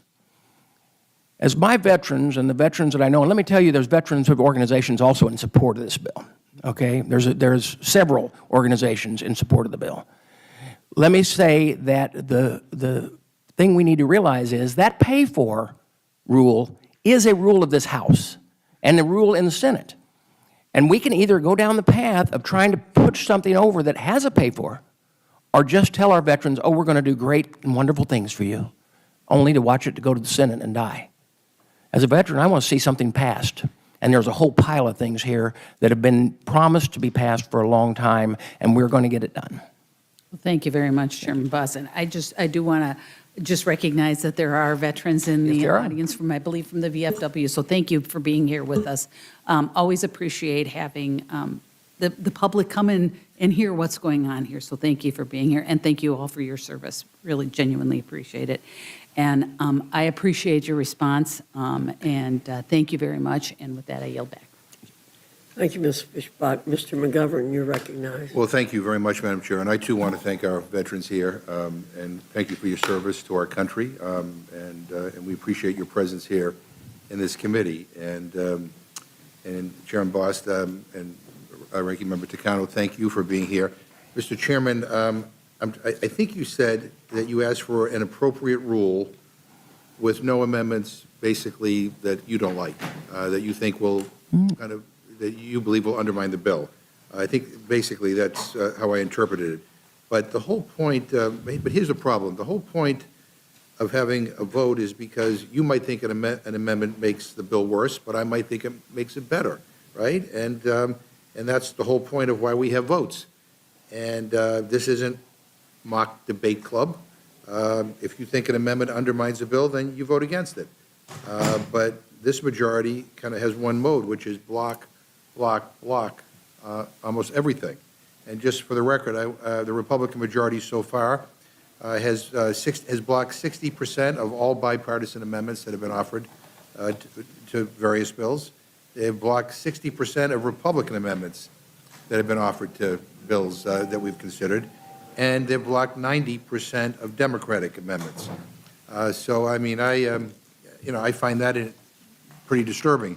I also want to ask unanimous consent to insert into the record a statement by Veterans of Foreign Wars that's entitled, VFW strongly opposes disability benefit cuts included in proposed Take Care of America's Veterans Act. Yeah. And let me just read a paragraph here. It says the VFW strongly opposes the Take Care of America's Veterans Act as currently drafted because it asks future disabled veterans to bear the cost of expanding benefits through changing the VA rating schedule for tinnitus and obstructive sleep apnea, which are common conditions associated with combat polytrauma. This is according to the VFW National Commander Carol Whitmore. We have long maintained that veterans' benefits are an earned obligation of the nation, a promise made through the military service contract, and should not be financed through offsets, fee increases, or reductions that place additional burdens on veterans, military families, and survivors. Mr. Chairman, I assume you've seen the latest cost estimate by the Congressional Budget Office, which says that your bill would be a net $1.3 billion cut to benefits for veterans. Actually, what it says is 1.3 billion is in excess because of, and let me also say again, no reduction in benefits for our veterans. It's very clear that it's not an reduction in any benefits. The proposal that we're using truly was and is a Biden-era proposal that this administration actually set before us in committee and said they were going to implement it, at which time, if we should not use that as an offset in a sensible way, seems only proper to do that. We are not trying to reduce any benefits for our veterans. We are trying desperately to make sure all the positive things in this bill get done, which we have been doing, that, as I said, is a majority of a bipartisan group of bills. I appreciate it, but I'm reading, I don't know if you've seen the same CBO document that I have, but this document's cuts for a total of $1.3 billion in cuts. And this bill would cost veterans refinancing their homes an additional $3,780 in fees on average. It would cut benefits for tinnitus and sleep apnea, which, as the VFW pointed out, are some of the most common medical conditions that qualify veterans for disability benefits. And kind of here's my problem when, you know, you keep on talking about pay-go and everything requires pay-fors. You guys pick and choose, you know, when you need to pay for. You need to pay for when it comes to benefits for veterans, but when it comes to tax cuts for millionaires and billionaires, there's no offset. When a couple of weeks ago, you all voted for an additional $70 billion, billion with a B, for CBP and ICE, on top of the $100 billion that they already have, they haven't spent. None of that was offset. None of you guys asked for a pay-for that. And let's not even get into the current war in Iran. Mr. Takano, do you want to add anything? Yeah, Mr. Ranking Member, you know, Chairman Boss clearly doesn't understand how the disability rating system works, because while the bill's cuts to disability ratings may not directly be retroactive, they can and will lead to cuts for those who already have a service-connected disability ratings for sleep apnea and tinnitus. This is because anytime a veteran applies for a rating increase or applies for a new rating for some other condition, VA can and does review previous ratings, sometimes even lowering them. So when he says no veterans' ratings are subject to any danger, he's not being actually accurate. It's foolish to think that VA won't apply the new rules that statutorily we're being asked to put into effect for sleep apnea and tinnitus when veterans have their ratings reviewed. But let's be clear, the forward-looking application of these changes, meaning to present and future veterans, is problematic as well. It means that veterans who aren't currently rated and active duty service members who are incurring these injuries right now will be treated worse than those that came before them. The contract will unilaterally be changed on them for the worst. How can we say with a straight face that two veterans with the same exact condition should be treated differently? This is beyond me. Now, Ranking Member McGovern, let's be clear what the chairman wants to completely ignore. We've had veterans subjected on our military bases to blasts from Iranian missiles. We've had not veterans, we've had active duty service members on ships. What this legislation would do, what members of this committee are being asked to do, is to move forward legislation which would make it impossible for those veterans to go in the future and get a diagnosis of tinnitus, which is a very common diagnosis with good reason. They're subjected to blasts all the time, subjected to loud noises. They will not be able to apply that diagnosis to a disability rating. And I suspect that that's why the VFW has concerns about this bill, and why many veterans have concerns about this bill, is because you know, they interpret the cuts to actually mean cuts in the future. Let me just kind of end with one question, because I've been asking this of various panels when we talk about offsets and you know, and need for savings. I just want to, why did you vote for for $70 billion in additional money for CBP and ICE without asking for an offset? I mean, I just don't understand, like, why that's okay. But, you know, but this has to be thought of in a different way. I mean, what makes that different? I mean, and why didn't anybody offer, I mean, some of us tried to offer amendments on, you know, on making sure it was offset, but that's the thing. You guys vote for things all the time that have no offsets. That's why the debt has gone up $3 trillion since we have a total Republican government here. But I'm just curious. I don't know whether there's an explanation for that. I know what is going with my committee, and I know the rules of my committee, and I have to have the offsets. I moved forward so that actually the veterans are not lied to and said, oh, look, we're going to move this bill knowing it's going to die in the Senate. The offsets that we're using do not reduce you think? any person's benefits. Well, we've heard that it would impact certainly future. Well, you've heard from his side, now you're hearing from my side. We've also heard from veterans. And I hear from veterans that say they understand this offset. So they understand this. We can't say that all veterans, because if you look at the groups, with all due respect, if you look at the groups that are in support, many VSOs organizations are in support of the legislation. Yes, there are some that are opposed, based on what the rules are and everything like that. But my question, though, is it's not about your committee, it's about your vote on the floor for $70 billion with that have no offset. And I asked basically the same question of the previous panelists. I mean, you have to cut, they're cutting programs to help hungry people. Here we're negatively impacting veterans because we need to have offsets, but yet there was nobody cared about an offset, and you all voted for it. And so I'll yield to Mr. Cano, and then I'll. Well, Ranking Member McGovern, I agree with you, this inconsistency on the insistence on offsets. But you know what? What I object to most is that the offset that the majority is attempting to use here is to take money from veterans, to take money out of veterans' pockets, disabled veterans' pockets, and to give it to other disabled veterans. That, to me, is abhorrent.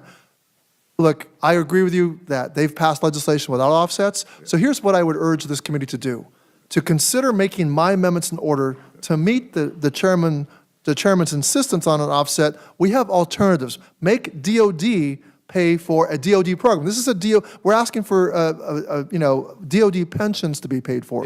And Chairman Boss, just one quick question: if the Major Richard Starr bill were put on the floor today without an offset, would you vote for it or against it? Because that's what the discharge petition. Well, you know what? A lot of people claim they'll vote for it. So if it comes and this doesn't go, we'll see what happens. Okay. The problem is, that's a lie to your veterans. Because you just lied to your veterans because you think it's going to pass in the Senate, and the Senate has already been very, very clear. They will not support it. We're 5 signatures away from getting that to the floor, but I mean, the idea that, when it comes to other things, nobody wants it, no one cares about an offset, but when it comes to veterans, we're insisting on an offset. I just find that a little bit puzzling, but I thank you. I yield back. Thank you, Mr. McGovern. Mr. Griffith, you're recognized. Chairman Boss, we've heard one of the VSOs referenced by name as being opposed, and you said there are VSOs that support. I'm just wondering if you could. The list total is and then you have to look at is it the VSOs or is it PACs? There is about 12 in opposition and 14 to 15 that are in support, and there are a couple that are waiting on what the administration's position comes out. Can you give us the names of a couple of them? I don't have to have all 14 in favor. There you go. The American Legion is one of them that's in support. There's a whole lot more. Hold on just a second. BVA, Legion, AMVETS, TAPS, Elizabeth Dole Foundation, Gold Star Spouses, Gold Star Wings. So there's several. A fair number. And I'm trying to get my arms around it. On the sleep apnea, my understanding is, and I could be mistaken, is that currently if you are a veteran and you come in and you have a sleep apnea problem, you're automatically given a 50%? That is correct, 50%. And does this bill lower that to 10% automatic? No, it doesn't. What it does is it says that it is a revamping of it to say, okay, what's the scientific background of that is what caused it, and then you can still apply for it. However, under current rule, it's just kind of granted out there. I guess what I'm saying is that you can show science up to whatever level with the medical histories and so forth, but I thought it was 10% automatic if you had sleep apnea. Is that not accurate? At 15? It is 50 automatic. It's 50 now. 50 automatic. But I thought the bill said 10. Is that right? Am I right or wrong on that? It's on a sliding scale with the least being 10. Is that correct? With the least being 10. Okay, that was my understanding. I just want to make it clear. So if you come in and it's clear that it was caused by action Right. in Iran Then you get or the 50% anywhere if else, they then can show you, that. Yep. you get the, and you have sleep apnea, it's 10% minimum, but then it could go up as high as 100%, theoretically. Theoretically. It's unlikely to go to 100%, but it could. Okay. I mean, that was kind of my understanding as well. Is there anything else that you want to say in response to comments? No, I think, you know, it's wild around this place when we talk about offsets and everything like that. But the other thing we do is the people that argue that you want to follow science up until that science doesn't fit where you want it to be. And I think that we do not want to reduce, and remember this is the most important thing, it doesn't reduce veterans' benefits that already receive them. It does not. I appreciate that, and I yield back, Madam Chair. Thank you, Mr. Griffith. Ms. Scanlon, you're recognized. Thank you. I mean, this is a massive bill, right? Yes, it Over is. 500 pages of text and all, and some really important provisions that have bipartisan support from veterans, military families, et cetera. But despite all that, because of what a fair number of people say are the cuts to veterans' benefits, so we seem to have a real dispute here about that. The veterans of foreign wars, the disabled American veterans, Iraq and Afghanistan veterans of America all oppose the bill, not because of the provisions that are in it, but because of how Republicans have chosen to pay for it with what appears to be $64 billion in cuts from other benefits, not the same ones at issue in the bill. I mean, we absolutely should be strengthening benefits for veterans and their families, but not by taking benefits away from other veterans or increasing costs on military families. Now, we've mentioned the support or lack thereof from the VFW and other organizations, but AFGE, a major union, is also opposing this bill because it is going to remove psychologists who provide thousands of psychologists from their current protected status under the VA and remove labor protections from them. We're already seeing at the VA a real problem with being able to hold on to our medical personnel because of the cuts to the VA, because of the overturning of labor provisions. And here it looks like we're about to see more of that, and that kind of disruption of care really impacts our veterans because our VA folks are specialists. They are, you know, world experts on this, and if we are pushing them out, then it has a real impact. Can you comment on that? Yeah, well, I wanted to say the chairman was able to mention less than 10 VSO, Veteran Service Organizations, that favor this bill. I have a list here of 20, at least 20 that are in opposition, and I doubt there's any VSO in the room that's it's unprecedented that we have veteran service organizations represented in the Rules Committee hearing room, but I would defy the chairman to point to one VSO present today. Look around me. That is in favor of this bill. It's usually pretty quiet in the Rules Committee, but we do have a number of folks from the VFW here today. So let me also say, the chairman says he doesn't want to lie to veterans about the passage in the Senate of the Richard Starr Act. I would argue that the Richard Starr Act, if we pass it in the House, would have so much momentum. That's what's irresistible. What's irresistible is the grassroots support across this country for the Richard Starr Act, which is the #1 priority of all the veteran service organizations, including the ones who the chairman cites as favoring this bill before us. I say the Senate has been clear that there's not a path forward for the Taking Care of Veterans, America's Veterans Act that he's proposing. I have here a letter signed by 46 senators to Doug Collins, Secretary Collins, stating that they opposed the Taking Care of America's Veterans Act. And Madam Chair, I would ask that it be put into the record. Without objection. You know, I also want to say one thing, Congresswoman Scanlon. You know that, let's talk about some of the offices a little bit. You know that 10 days of war in Iran, the 10 days of a war in Iran, it's about $1 billion a day, will pay for 10 years of the Major Richard Starr Act. There is right now $100 billion of unused money that was appropriated to the Department of Defense. We could just take 1/10 of that and pay for this act. So there are other ways to pay for this. I have amendments that I wish would be made, that I hope would be made in order. Let the House, let our colleagues decide if the Taking Care of Veterans Act is the only way to move forward. What the chairman proposes to do is to take money out of some disabled veterans' pockets and to give it to others that are very, very deserving. But this is not a path we want to go down, I don't think. I think we have alternatives to pay for this. We don't have to pay for it in this way. And as Ranking Member McGovern says, there are other instances when this body, the majority that governs this House, has decided that we don't need offsets.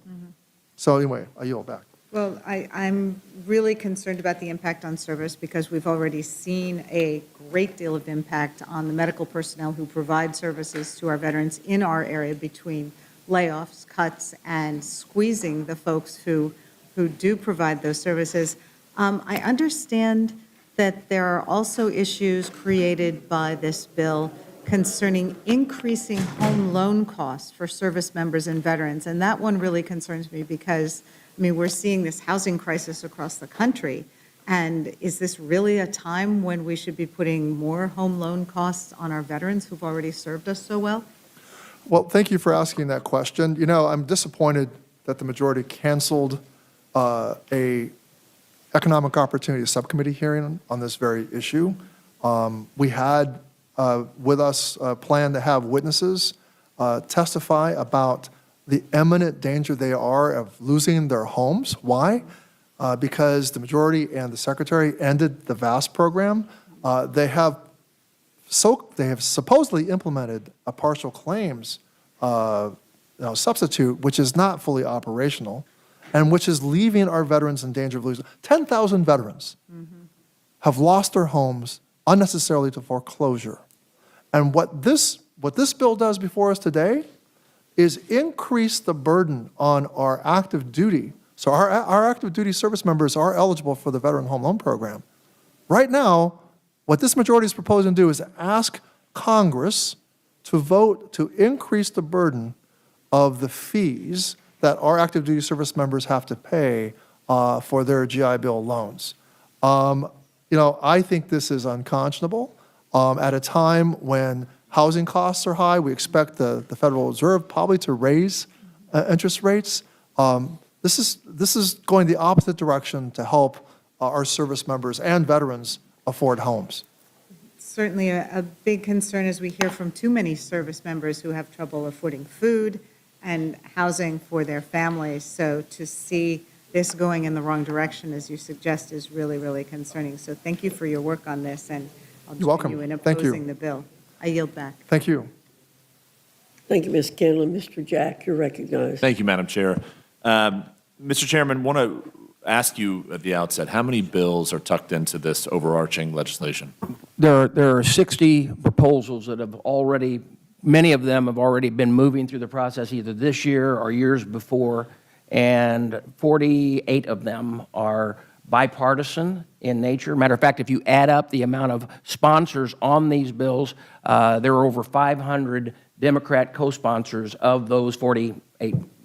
So this is truly a bipartisan bill. And if you could help define for this committee, when members of Congress are considering this legislation later this week, once we pass the rule, what are people voting against? If a member of Congress votes against this bill on the floor, what are they doing? Right. What you're voting against is, one, the correction that would need to be done as far as the Richard Starr Act, which is one of the major issues that we're trying to deal with here. Two is you're voting against the increase for the first time in decades to those most disabled veterans, but quadriplegic, paraplegic, that have 24-hour care in their home, their families, whether it's a spouse or whether it's mothers and fathers, other family members have to take care of. You're voting against that. And you're voting against an increase in the benefit of the surviving spouses. You're also voting against the opportunity for the widows and our widowers of that person that gave all from getting remarried without losing their benefit until they're 55 years old. And when you start looking through all of those bills, those 60 bills, you put those are huge things to our veterans. Now, we are doing what's right, and what's really important is that you're not just telling the veterans in a political way, oh, yeah, see, I voted for that. And then they're wondering next year, man, why didn't that happen? This time it will happen if we get it through. Madam Chair, I yield back. Thank you very much, Ms. Leisure Fernandez. You're recognized. Thank you very much, Chairwoman, and thank you to the chair and ranking member. It's good to see you again. Just a few weeks ago, we were having conversations, and those conversations are kind of similar because we were discussing legislation, part of which we have strong bipartisan support for. But the question that Democrats were posing is, how do you pay for it? Do you pay for it by making other veterans suffer consequences, or should Congress prioritize? And that's what we have here in terms of some of the inclusion of these bipartisan pieces of legislation. We are not against the bipartisan piece of legislation. The Richard Starr Act, Major Richard Starr. I'm a sponsor. I signed the discharge petition. I would like to see that bill come to the floor. And we're really close to getting it to the floor.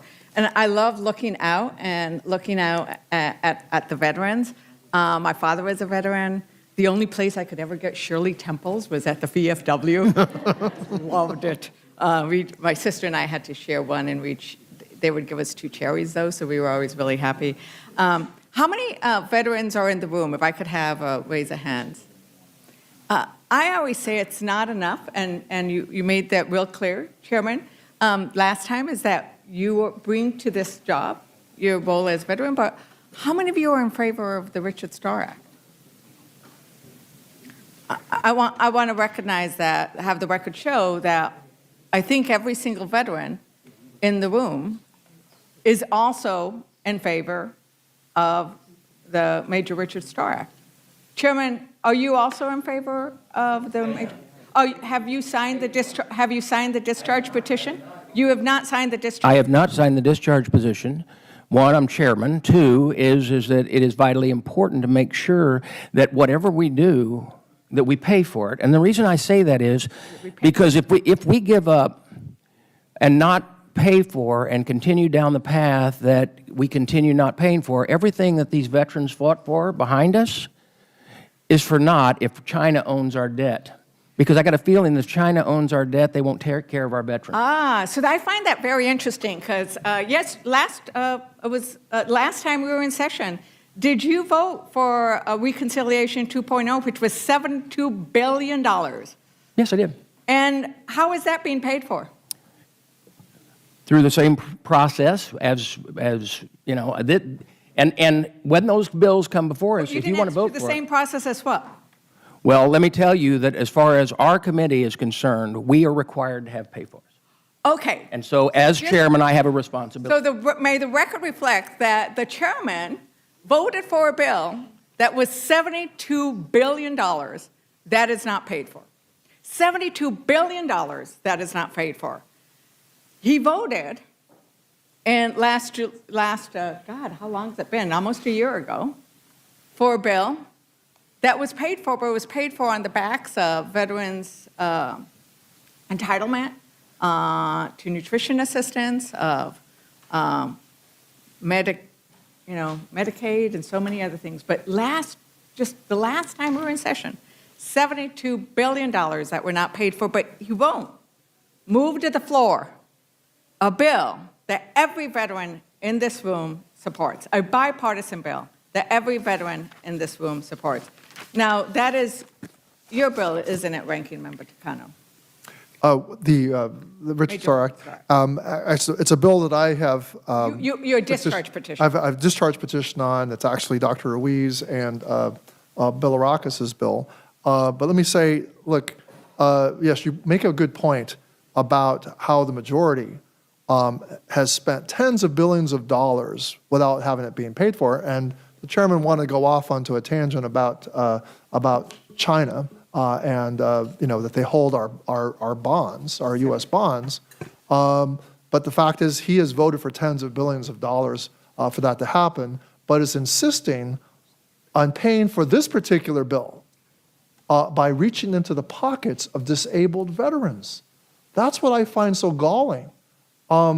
He will rail about, doesn't want to see us go into more debt and have it be financed by China and other countries. But when it comes to taking care of veterans who, present-day veterans that are fighting for us right now in the Gulf, they're not going to be able to go and get their tinnitus be recognized as a percentage of their disability rate.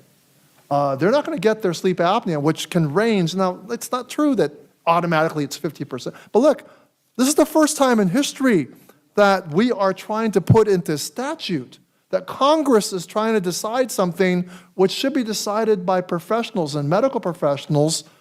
We're now getting into the business of deciding what should be counted as a disability. That's kind of a ridiculous debate to be having. So I think I want to just make sure that the American people know how ridiculous this Congress is being, how the majority is being. We should not be legislating into statute, which is very difficult to remove, how disability ratings are going to operate from now on. And especially when what's at stake is what our brave men and women right now, whose lives are in the balance in the waters around Iran, that's who we're talking about.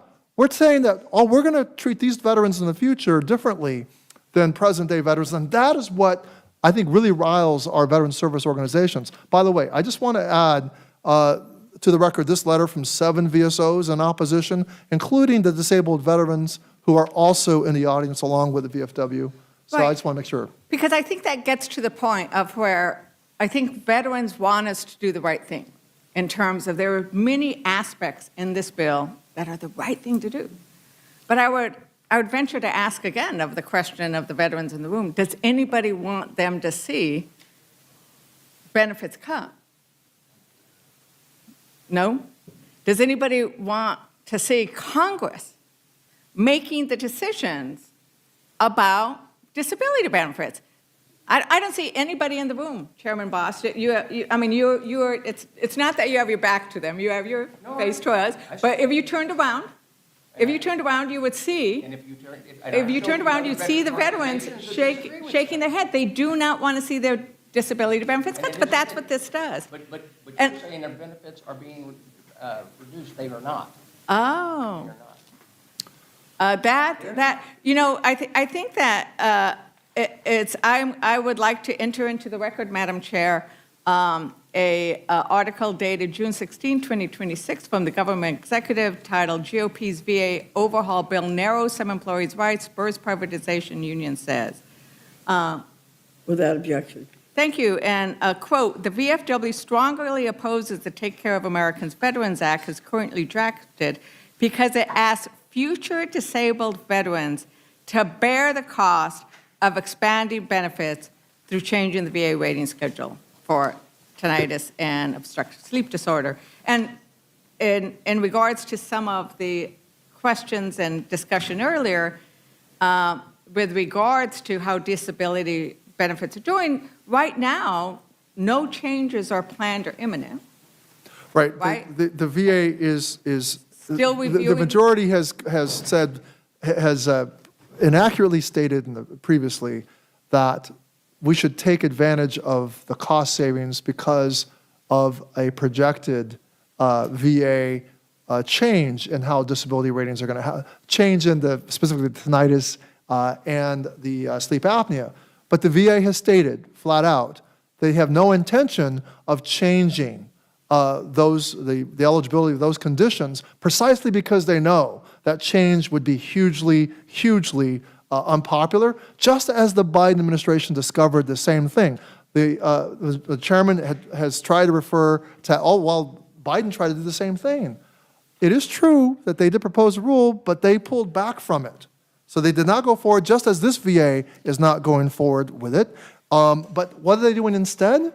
The VA is refusing to move forward with a rules change, but this Congress, under this bill, what's being proposed in this Congress is that statutorily, we're going to change the rules of what is eligible for disability ratings. We're going to make sleep apnea and tinnitus ineligible. And understand that tinnitus is a very common disability. Why? It deals with hearing loss. Of course, it's going to save us a lot of money by taking money from the pockets of very deserving disabled veterans who deserve that rating. So we should not be saving money on the pain of our veterans who suffered, whether it's sleep apnea or tinnitus, because of the sound. I just want to read, Madam Chair, as the VA spokesman. I mean, I think I wanted to introduce this letter because it was the VA itself who said we have no plans. Without objection. Right, and an interesting continuation of the quote, which the ranking member accurately summarized, that the VA learned of the Take Care of Americans Veterans Act last week. And it's sort of like this is being moved so quickly, I think precisely because veterans are really good at making their voices heard. Veterans are really, we've all attended events in our home district with veterans, several days ago, and they made their voices heard to me. They like what you're doing here with your discharge petition. They do not like, and they are opposed to having veterans lose benefits, whether it's housing or any other benefits, in order to pay for other benefits. That is not how it works. You do not say thank you for your service and then take away some of the benefits that you've earned. These are not giveaways. These are not gifts. Veterans have earned this. And I think we should all be in opposition to this thrown together impact, which does have some bipartisan bills in it, but the way they are paying for it is outrageous, and I think a disgrace. There are a number of poison pills in this bill because of the process it's been inserted. Yes, there are some bipartisan elements of this bill, but there are a lot of poison pills in this bill that have not been duly considered. Thank you very much, and with that, Madam Chair, I yield back. Thank you, Ms. Leisure-Fernandez. Mr. Bost, I think you might want to say some things Yes. in response to First off, one state. comments that have been made by Mr. Takano, Ms. Leisure-Fernandez. Thank you. Would you like Once to again, clarify? they've continued to say that there's going to be reductions in benefits for our veterans. There is not going to be reductions. Their science is applied on the one question as far as tendinitis, and it was and both Biden and this administration. The letter they quoted was by a group or by a person at the VA. However, we also had the VA say specifically in committee that they were going to implement this. That being said, also as far as the rush with these bills, a bill does not become partisan just because it's finally moving. If these policies were good enough to have all those co-sponsors on them, then it wasn't rushed. We've already moved many of these bills. All we did was come up with a sensible pay-for the future that reduces no veterans benefit. I think we should also say that in our last hearing, whenever we talked about a pay-for and we talked about the home loans, the advantage is that it does not put a fee on any veteran. First off, at a veteran's disability they have to be under a certain disability rating. Two, it is not on their primary loan. It is on a refinancing of the loan, and it's an $8 fee per month.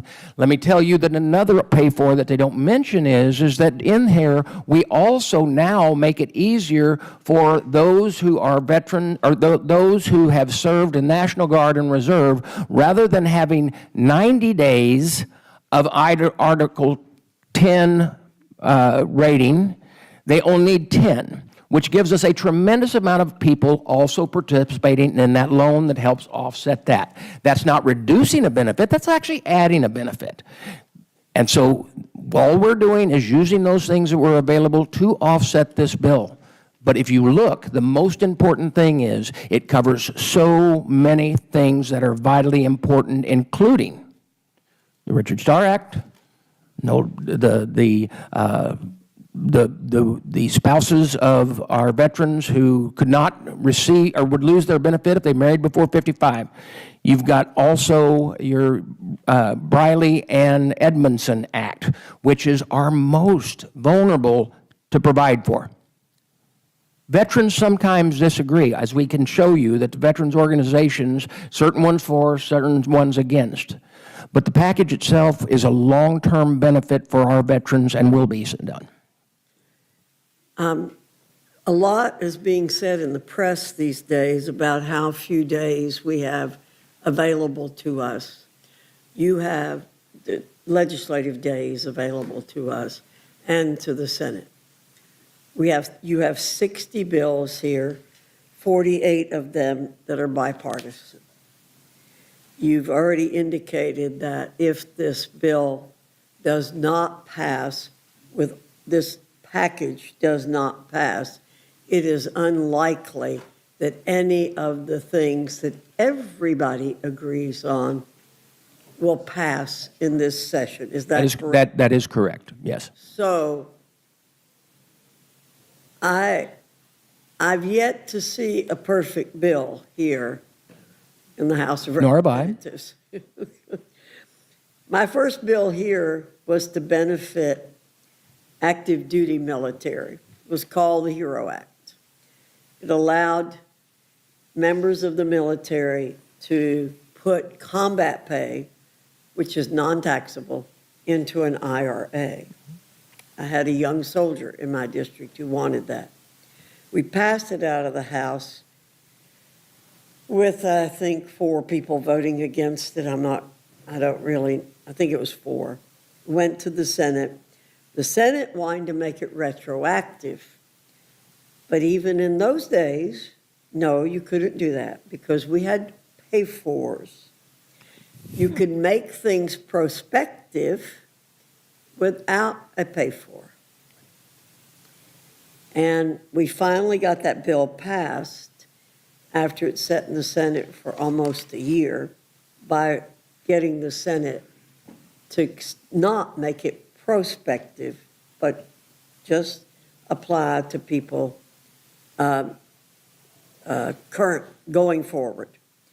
That sounds a lot like what you're doing to me. Right. And I'm very concerned about the 48 bipartisan bills that you have that won't get passed in this session of Congress. At all. If this bill isn't passed. Right. So I just wanted to clarify that for you and also clarify Mr. Griffith's question, which was people who have service-related tinnitus and service-related sleep apnea will still be eligible for those benefits. That's correct. That's not true. Okay. No, that's correct. No, it's incorrect. Going Mr. forward, Takano, I didn't recognize you. that's fine, but I just wanted to say it's not correct. I believe what Mr. Boss told me. I've never had any reason to doubt him in what he has said. Thank you very much, Mr. Boss. I see no other people eligible to ask questions. Therefore, the witnesses are excused. Thank you very much. And I thank the veterans for being here, too.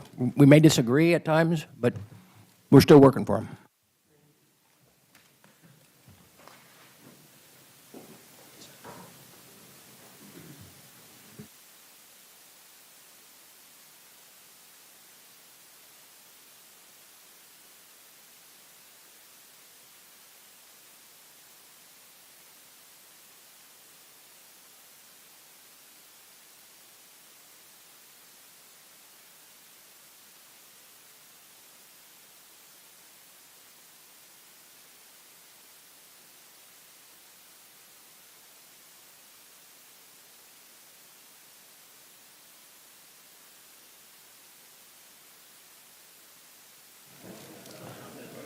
Chairwoman Foxx, you got a full committee today. You have a full committee today. Thank you. You're recognized. I am. It was a little hard to hear. Thank you very much.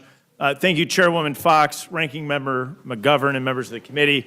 And thank you for the opportunity to testify today on H.R. 1181, the Protecting Privacy in Purchases Act.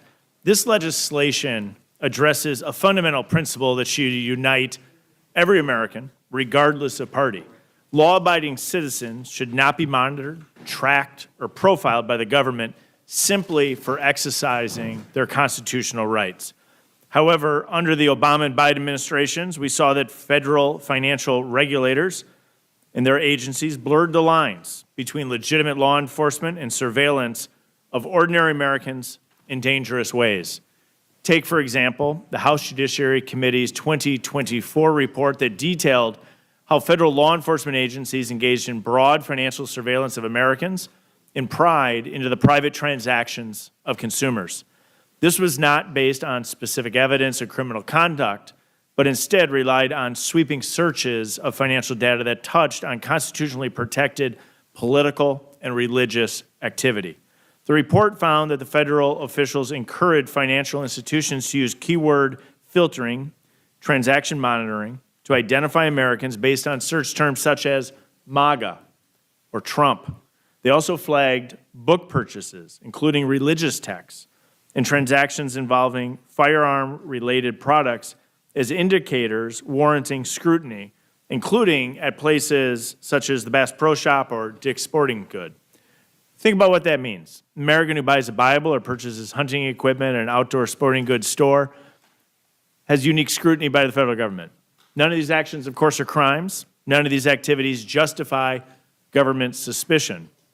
They're lawful expressions of rights guaranteed by the Constitution. Yet this surveillance likely swept in millions of Americans who simply held conservative political views or exercised their Second Amendment rights. That should concern you whether you're a Democrat or Republican, because you can easily imagine how the shoe would fit on the other foot. The question that each member of this committee should ask themselves is whether the payment systems should be surveilled to monitor lawful purchases. The obvious answer is no. Unfortunately, this is part of a broader pattern that many of Americans have watched develop over the years. From Operation Choke Point to the debanking of the digital asset sector, we have seen repeated attempts to use the financial sector as a political tool for monitoring and discouraging lawful behavior that some in government may disfavor. That's why H.R. 1181 is so important. The bill establishes clear guardrails to prevent payment card networks from requiring retailers to use a separate merchant category code solely because they sell firearms or ammunition. It protects Americans from the creation of financial tracking systems that could be used to identify, monitor, and profile citizens based on lawful purchases. Importantly, H.R. 1181 does not prevent law enforcement from investigating crimes. It does not shield illegal conduct. It simply ensures that Americans are not treated as suspects because they engage in legal commerce, exercise their constitutional rights, or hold views that some in Washington may not agree with. Americans shouldn't have to worry that legally purchasing a firearm will place them in a government database or trigger enhanced scrutiny. The Constitution does not condition our rights on government approval.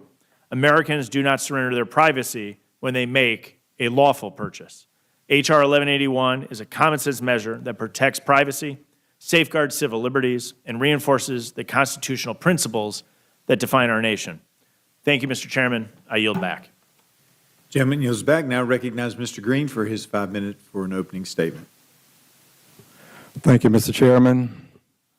I thank the ranking member, thank all of the members of the committee as well. And I would rise today in the name of the mothers and fathers who have laid their children to rest as a result of senseless gun violence. I rise in the name of the children who've had to look over into the casket and see their parents who have been killed by gun violence. I rise in the name of liberty and justice for all, as extolled in the Jeffersonian Independence Declaration. And I believe and urge this committee to oppose this bill, which limits efforts to combat gun violence. And let's start with a few statistics. Americans are 26 times more likely to be shot and killed than if you lived in any other high-income country. On average, 327 people are shot in the United States daily. This includes 23 children who are shot daily. On average, 117 people die every day in the United States because of senseless gun violence. Now, a few states, including California, New York, and Colorado, have taken action to require payment card networks to use a merchant category code, or MCC, to distinguish firearm retailers from other types of retailers. Many different types of retailers require this unique MCC code, including florists, barbershops, art dealers, automotive tire shops, and even candy stores. While those don't reveal the individual goods are purchased, they can indicate an unusual large purchase at a type of business that might reveal a risk. This information could be used to help law enforcement track suspicious purchases to prevent even more gun violence. We really are at a point where continuing to do nothing is not a very good option. In fact, it's not a good option at all. Leading gun safety groups, including Brady, Community Justice, Every Town for Gun Safety, Giffords, Guns Down America, and Newtown Action Alliance, have sent a letter to urge members to vote no on this harmful legislation. And I might add, in some cases, it will be deadly harmful.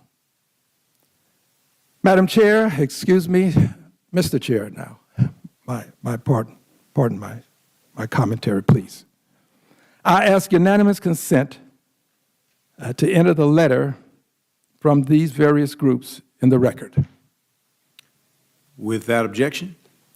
I also, thank you, Mr. Chair, I also ask unanimous consent to enter in the record letters that I have sent to the equivalent of our Chamber of Commerce in Houston, Texas. It's called the Partnership.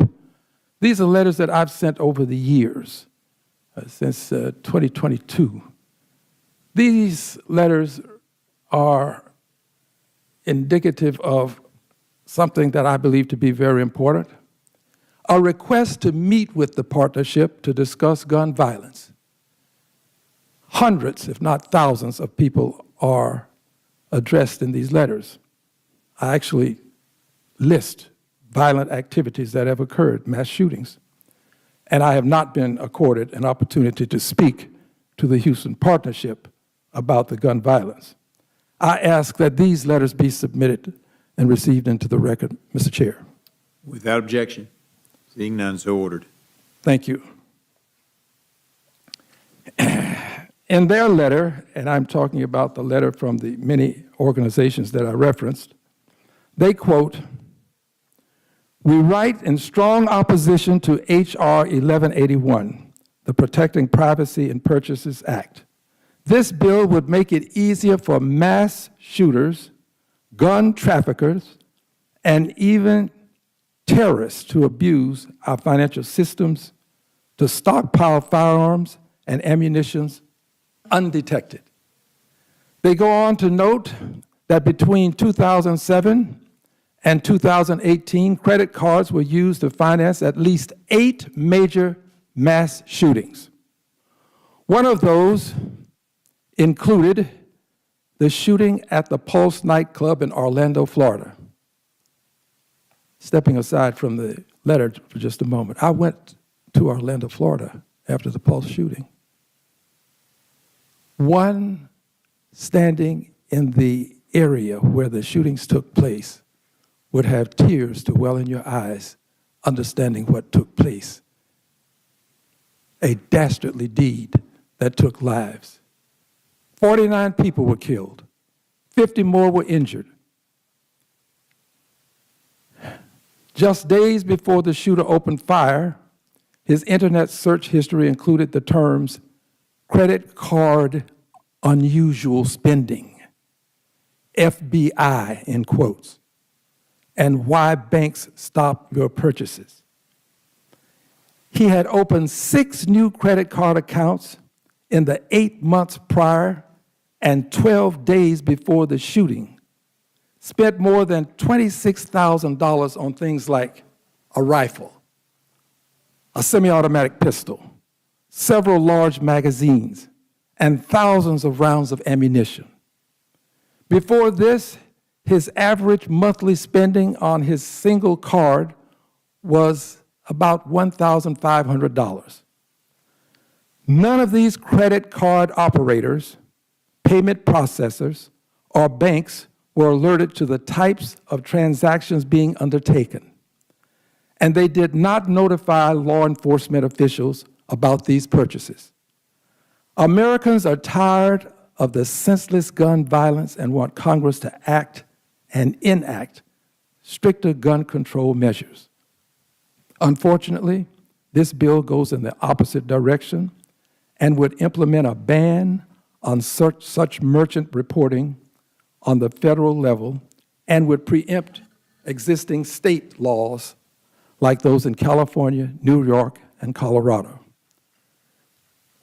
If I may just end this with my closing then, Mr. Chairman, this is about SARS, suspicious activity for anomalous behavior.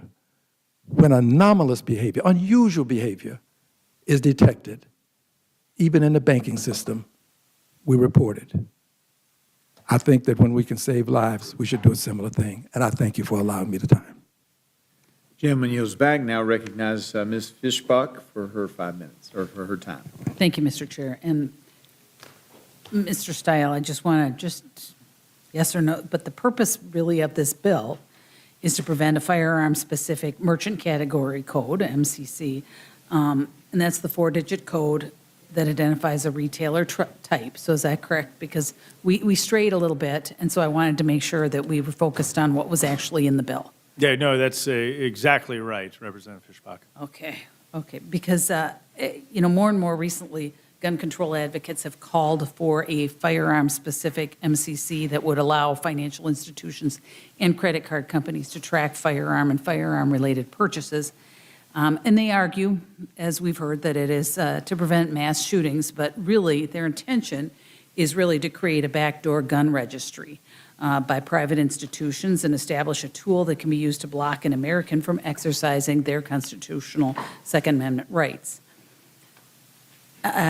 So, Mr. Stile, isn't it also true that financial institutions can block purchases based on specific MCCs? Well, this is the whole challenge, is to, if we look back to Operation Choke Point 1.0, in particular under the Biden administration, they're putting significant pressure on financial institutions in the United States to take action or to not engage or provide them the capital so that they could operate. And so this is a backdoor attempt by the federal government then under Choke Point 1.0 under the Obama administration to accomplish through the financial regulatory framework what they couldn't accomplish politically or constitutionally, in my opinion. And so this code is a mechanism that we need to prevent from being labeled on lawful the sale of firearms or ammunition. So individuals aren't tracked in a suspicious manner simply for making what is otherwise a legal purchase. So just a firearm-specific MCC could act as a tool for the financial institution to block an everyday citizen from exercising their Second Amendment right. Is that? Yeah, it gets a little technical as to what the financial institutions can use the MCC code for. But unquestionably, the driving concern of this is the tracking mechanism that metadata would exist and be susceptible to government review. Okay. Well, thank you very much. And I just to sum it up, a firearm-specific MCC would not prevent mass shootings, but it would create, in essence, a national gun registry and allow financial institutions to block Americans' Second Amendment rights. Is that? It's pretty clear. There are those in the federal government, in particular previous administrations, that don't share our belief in the importance of the Second Amendment, are looking for backdoor avenues to stifle the ability of the private sector to actually produce and sell these types of firearms legally. And this is the mechanism that they have tried to utilize. It's the exact reason why this legislation is so important. And Mr. Stile, I think to kind of reiterate what you said is they couldn't do it one way, so they're trying it this way. So I thank you, and I yield back. Gentlelady yields back. Now recognize the ranking member, Mr. McGovern, for his time. Yeah, no, I'm just trying to understand some of the facts here. I just looked online, and for MasterCard and Visa, I mean, there are hundreds, literally hundreds of different, quote, merchant category codes. Are you aware that there's a code for florists? I didn't know florists, but Yeah, there's a very significant large number of codes. Yeah, and there's a code for cigar stores. There's a code for massage parlors. Did you know that there's even a code for dating and escort services? And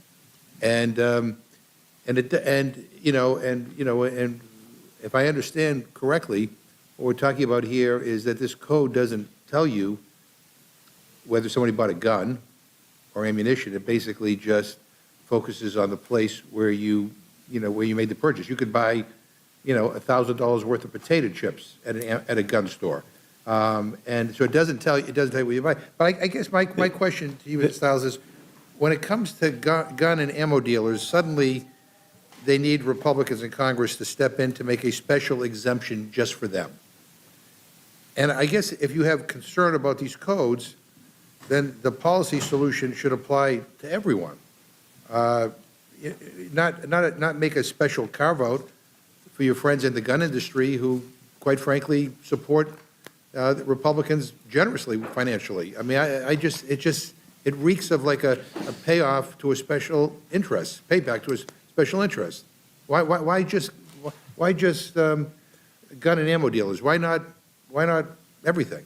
I actually think the answer to that, Ranking Member McGovern, is rather straightforward. These MCC codes have been abused by Democratic administrations. So this is not about telling the free market exactly how they should or should not utilize the MCC codes, which you noted there's a large number of them. The concern is the abuse we have seen through previous Democratic administrations to utilize these codes to drive forward a political agenda against Second Amendment rights. I don't want to be lectured on political agendas and political vengeance from anybody who supports the current administration because of what they're doing. But I would just simply say, going to Mr. Green's point, I mean, if somebody walked into a gun and ammo store, and bought, this exorbitant amount, I mean, we don't know what they're buying, but an unusual, high tens of thousands of dollars in purchases, I don't know. I mean,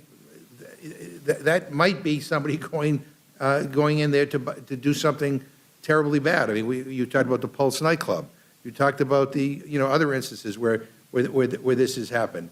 I mean, I guess I'm just so sick and tired of every time there's a mass shooting and a massacre that we come to the floor and you guys have a moment of silence and then we move on to the next thing. And don't do a damn thing about preventing mass shootings, which unfortunately are a regular occurrence in this country. I mean, we're unique in that regard, where mass shootings happen on a regular basis. They're no longer kind of an isolated instance. Mr. Green, I mean, the whole point of this is not to track people, every purchase they make. It's to detect whether something unusual and whether something highly suspicious is happening that might in fact be somebody planning a mass shooting. Am I correct on that? Eminently so. Anomalous activity, Right. unusual activity, something that would cause one to pause and question, why is this occurring? I think that we ought to note also, if I may say so, Mr. Ranking Member, this notion that codes have been abused.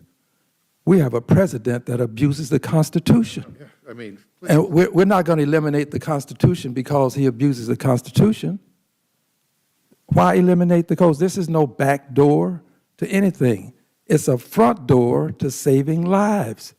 At some point, we have to do more than have moments of silence. Yeah, I agree. I mean, we have a president right now who's trying to prosecute people for hanging out around the reflecting pool, for God's sakes.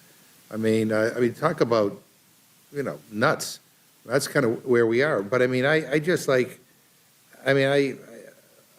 be honest with you, with all this going on in this country, people can't afford their groceries, people can't afford their rents. Gas prices are still too high, inflation is still too high. I mean, all the stuff that's going on, and we had the chairwoman basically say before she left that we only have a few days that we can legislate because we're going to be in recess and people aren't going to be here. So, we got to get stuff done right away. That this is the priority?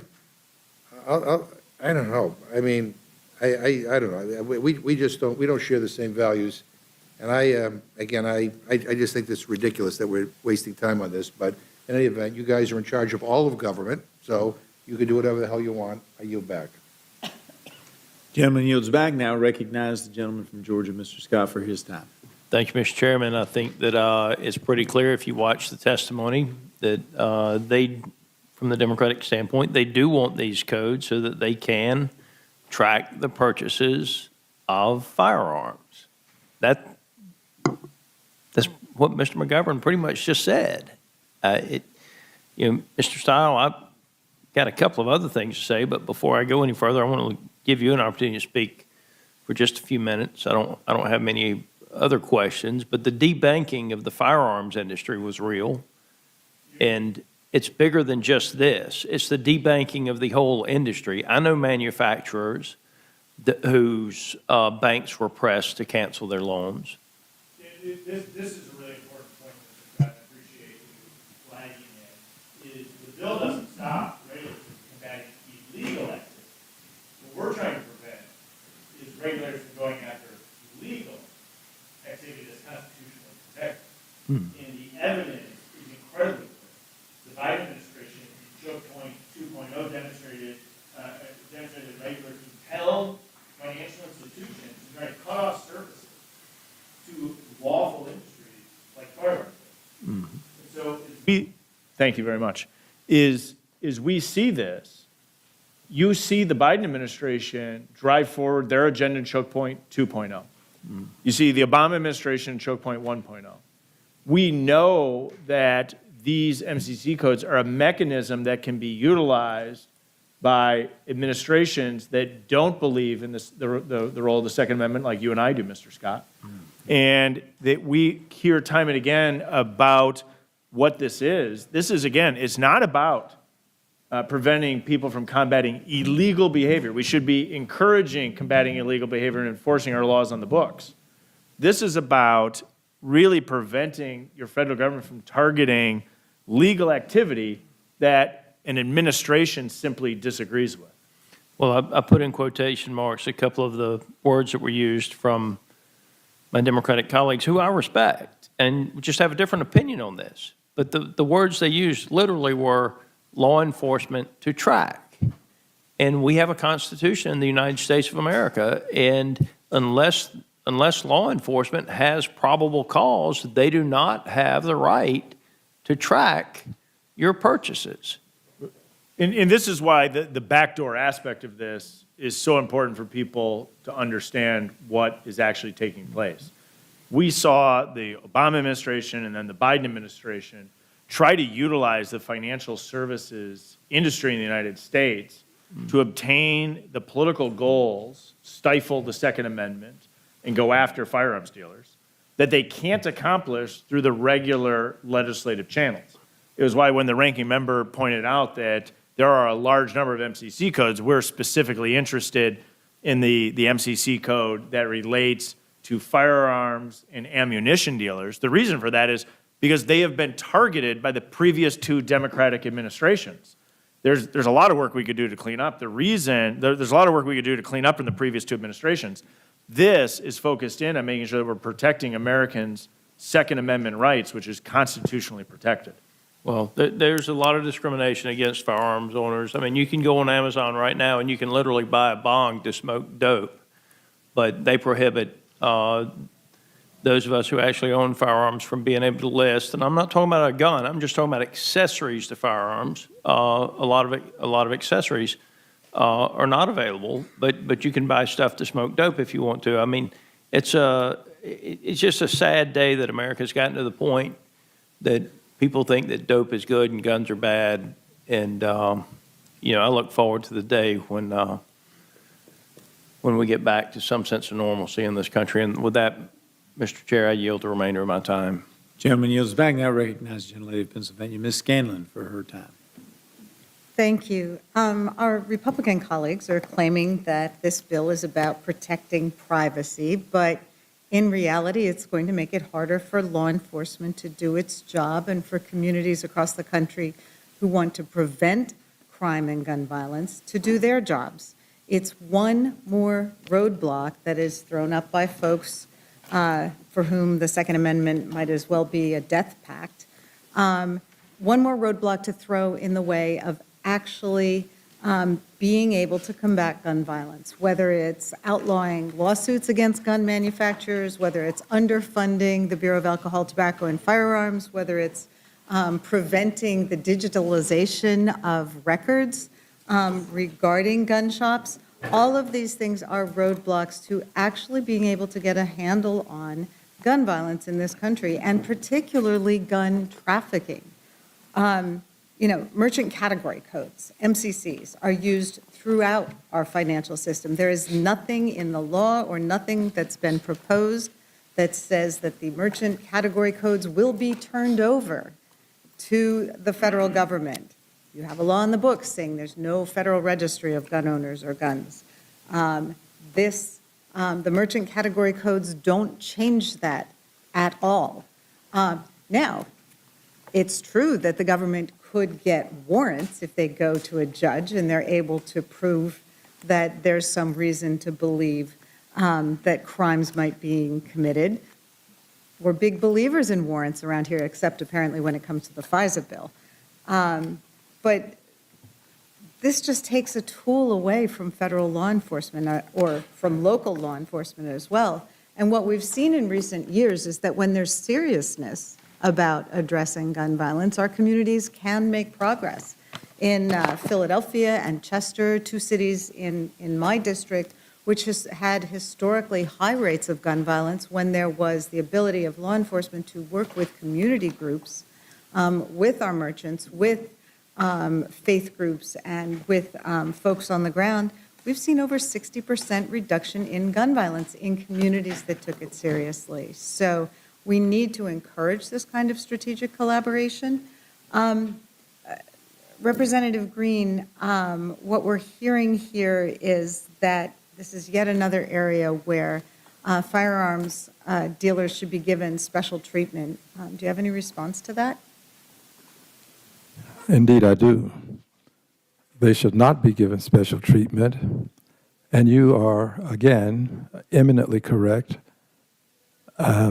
This is about really saving lives. It's about providing law enforcement with the tools that they can utilize to save lives. At some point, doing nothing becomes more than an option. It becomes a methodology by which we allow things to occur. I've been to the funerals. I've seen the bodies over in the caskets. I've seen the parents who have seen the natural order circumvented by having to lay their children to rest. At some point, thoughts and prayers are not enough. I'm a prayerful guy. I routinely wear a pin that says God is good all the time. I believe this. But I also believe that here on earth, as John Kennedy put it, God's work must truly be our own. This is our time. This is our moment. We can do something to circumvent some of the gun violence that takes lives, mass killings. I would add this also. There's been quite a bit said about the Biden administration. I sit on the Financial Services Committee, and I'm familiar with what is being said. But let's just for a moment put it aside and say this. We have law enforcement officers who commit crimes, but we don't want to end the police departments. We don't want to prevent law enforcement officers from doing their jobs. We have judges that have taken bribes, but we don't conclude that the judiciary is no longer fit to serve the purpose that we intended to serve. I don't want to see anybody abused ever, but in the process of doing things, occasionally that may happen. I don't say that it happened in the Biden administration, but what I am saying is this: if we do nothing, you will see more deaths. And when you see these deaths, I trust that you'll hearken back to this moment and realize that we could have done something possibly to prevent it when we have an anomalous activity, not just the usual course of business, but an anomalous activity where someone goes in and buys this unusual amount of guns and ammunition. We're not tracking people. We're trying to prevent crime and save lives. Well, I would disagree with you in that this isn't about doing nothing. This is about actively impeding a tool that could be used to prevent mass shootings. And we've seen that there have been credit card purchases used in a number of mass shootings, and you mentioned the Pulse shooting, which was so devastating. So we're not talking about not doing anything. We're talking about actively impeding the ability of law enforcement to find a pattern, to track down a killer, and prevent shootings in the future. So I think it's actually enabling gun violence or the use of guns for violence, and just obviously may I just support the bill. But may I concur with you? I concur with you in every way. When I use the terminology "doing nothing," I mean that my dear colleagues on the other side, whom I have great respect for, would have us do nothing in the area of utilizing the codes. They would have us do nothing. Let's let this just go away. And if this just goes away, you're right, that is in a sense enabling. But they would have us do nothing and take law enforcement out of the game. Mm-hmm. Well, certainly law enforcement is not in the game when we are talking about merchant codes. Yes. It's simply one more piece, and it's just not giving Yes. preferential treatment to something which actually is a proven danger to the public. I yield back. Thank you. Thank you. Gentlelady yields back. Now recognizes the other gentleman from Georgia, Mr. Jack. No questions other than to say, Mr. Stile, you always testify well, and I also want to applaud my colleague Riley Moore, who authored this legislation, a freshman member of the House of Representatives who's done a tremendous job on Second Amendment rights, and very much appreciate your testimony. So with that, I yield back. Oh, please. If I can, I should have opened my remarks with the work of Riley Moore in this regard, in the importance of protecting Second Amendment rights. He's been a great leader in this, and I'm proud to be here on his behalf for his legislation. Thank you, Chairman. I yield back. Now recognize Ms. Ledger Fernandez for her time. Thank you, Chairman, and thank you, Chairman and Representative, actually, the two representatives.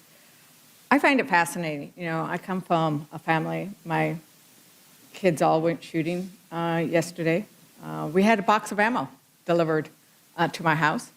We had lots of other things delivered to my house over the last week. And all of that other stuff had a code, didn't it? Representative Green? It did. Everything else had a code. It did. And so what the Republicans are doing is saying, we are going to have a carve-out. We're going to have a carve-out for the gun industry and things you buy from there. When I went and bought anything at the grocery store, when I went and bought anything, when I filled a prescription, there was a code on that, wasn't there, Representative Green? Yes. A code is utilized, as has been indicated, at the florist shop. If you're going to buy automotive parts, and this would be a carve-out, and it would be a carve-out that would allow someone to buy an automatic Kalashnikov, perhaps many of them, to buy thousands of rounds of ammunition, and to do so and go out and do something dastardly when there's a possibility that there could be a means by which this could be circumvented. So for every other purchase, none of them would have had the consequences where there have been over 200 mass shootings. You've already pointed that out. And we also pointed out that you submitted this letter, the June 22nd, 2026 letter, opposing this legislation. And some of these numbers are staggering, right? We bought a box of ammunition, right? My kids are getting ready to go hunting this fall. And so they need to go do some target practice. Everything else we purchased this last week had a code. $95,000 were spent by the shooter in Las Vegas, Nevada, in just a few weeks, which you could have provided or would provide after the fact. Important information, right?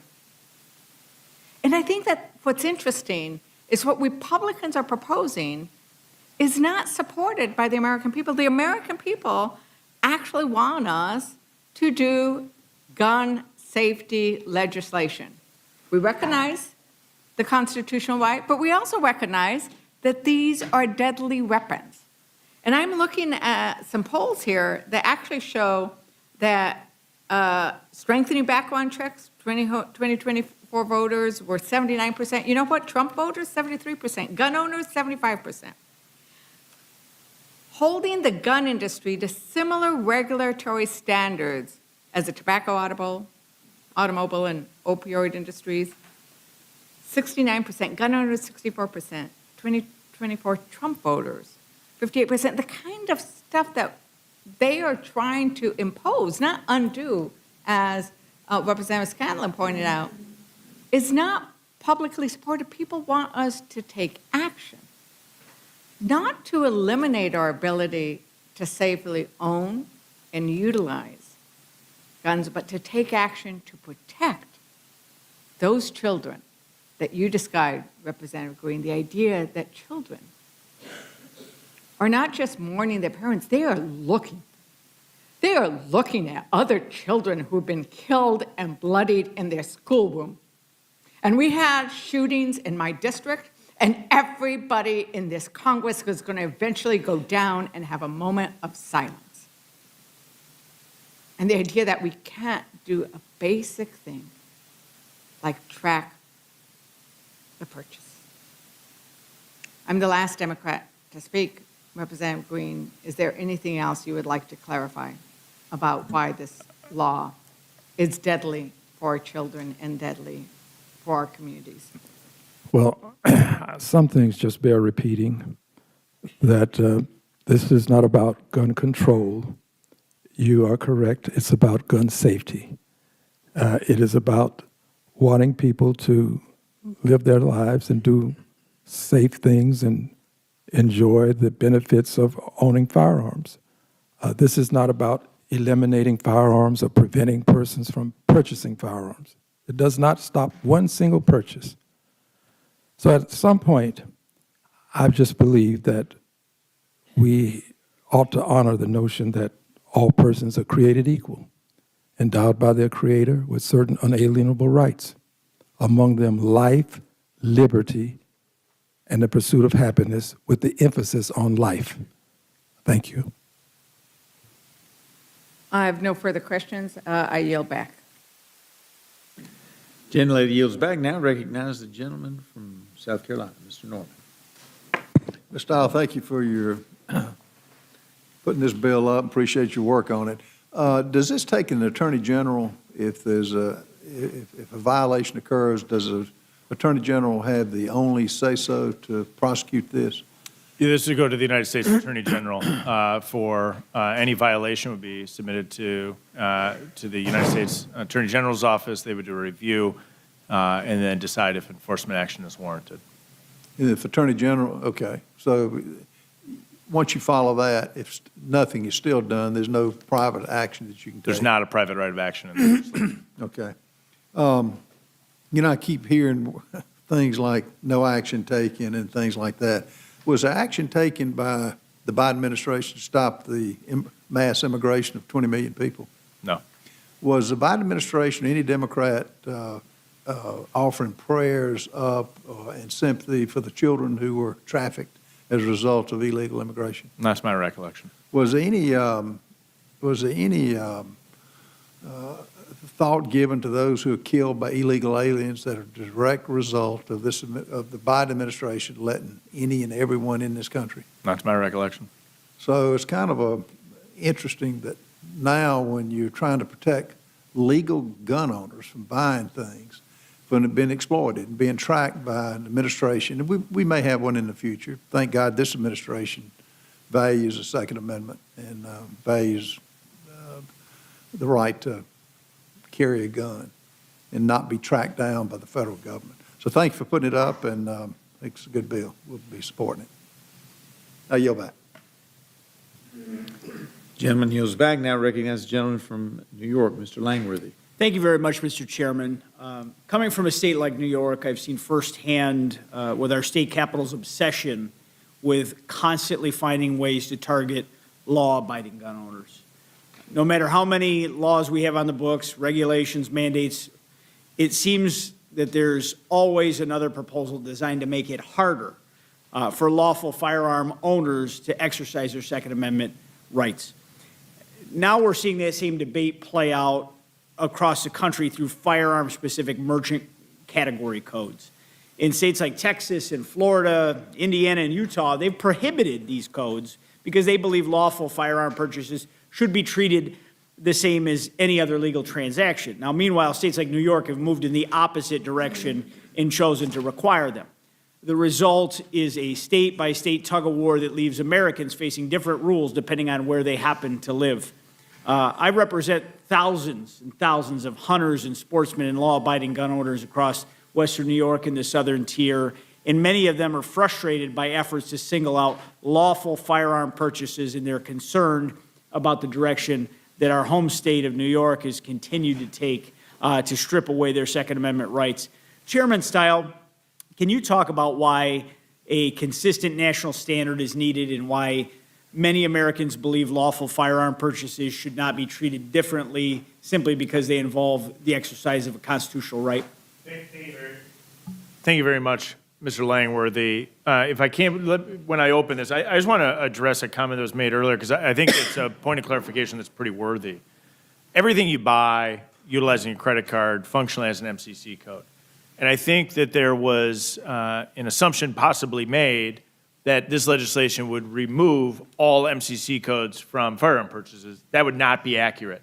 It simply says you're not going to have a firearm-specific MCC code.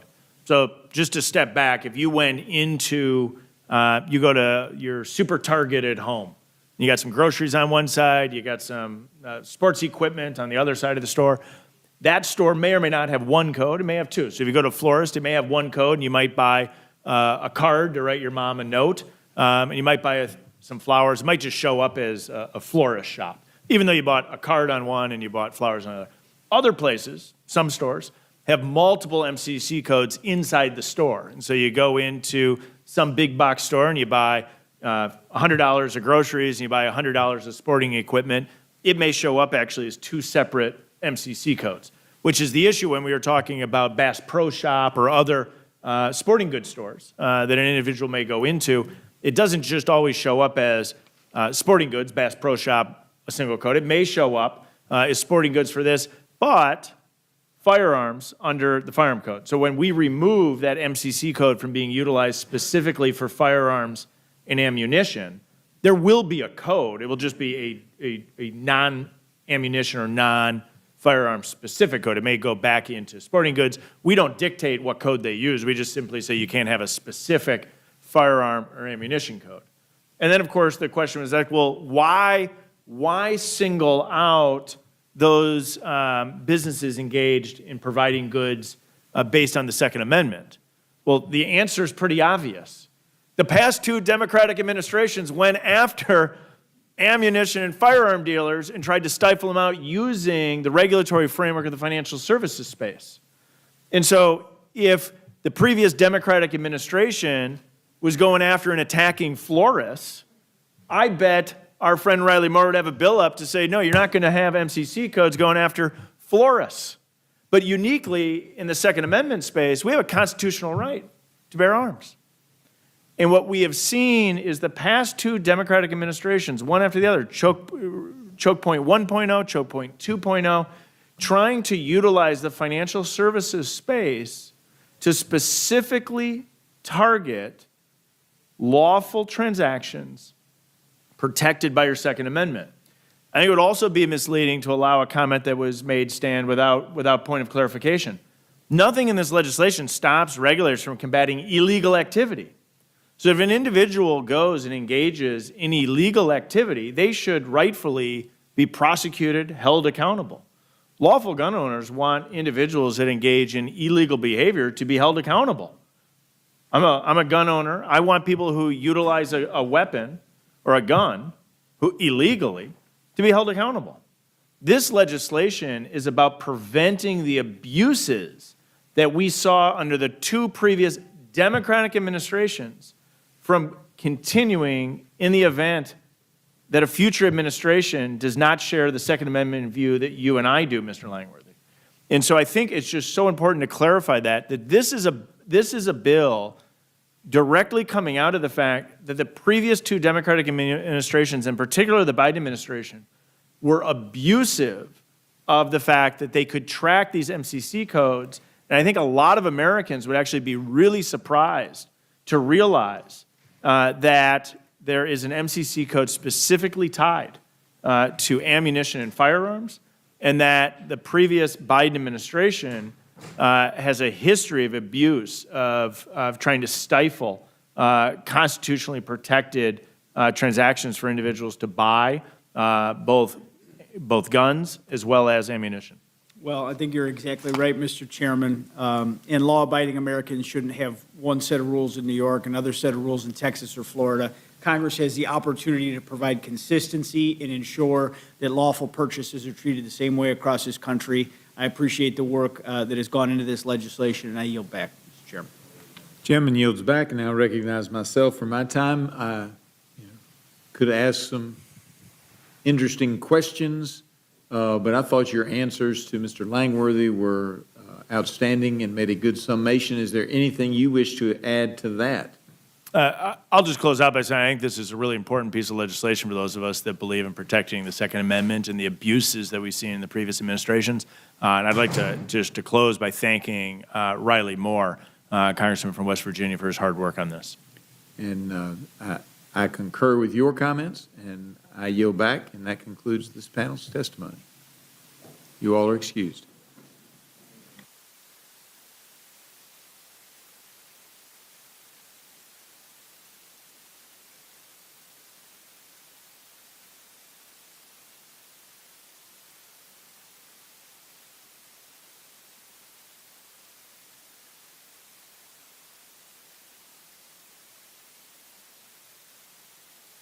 All right, we will now recognize Ms. Stansberry and Ms. Ramirez for amendment testimony.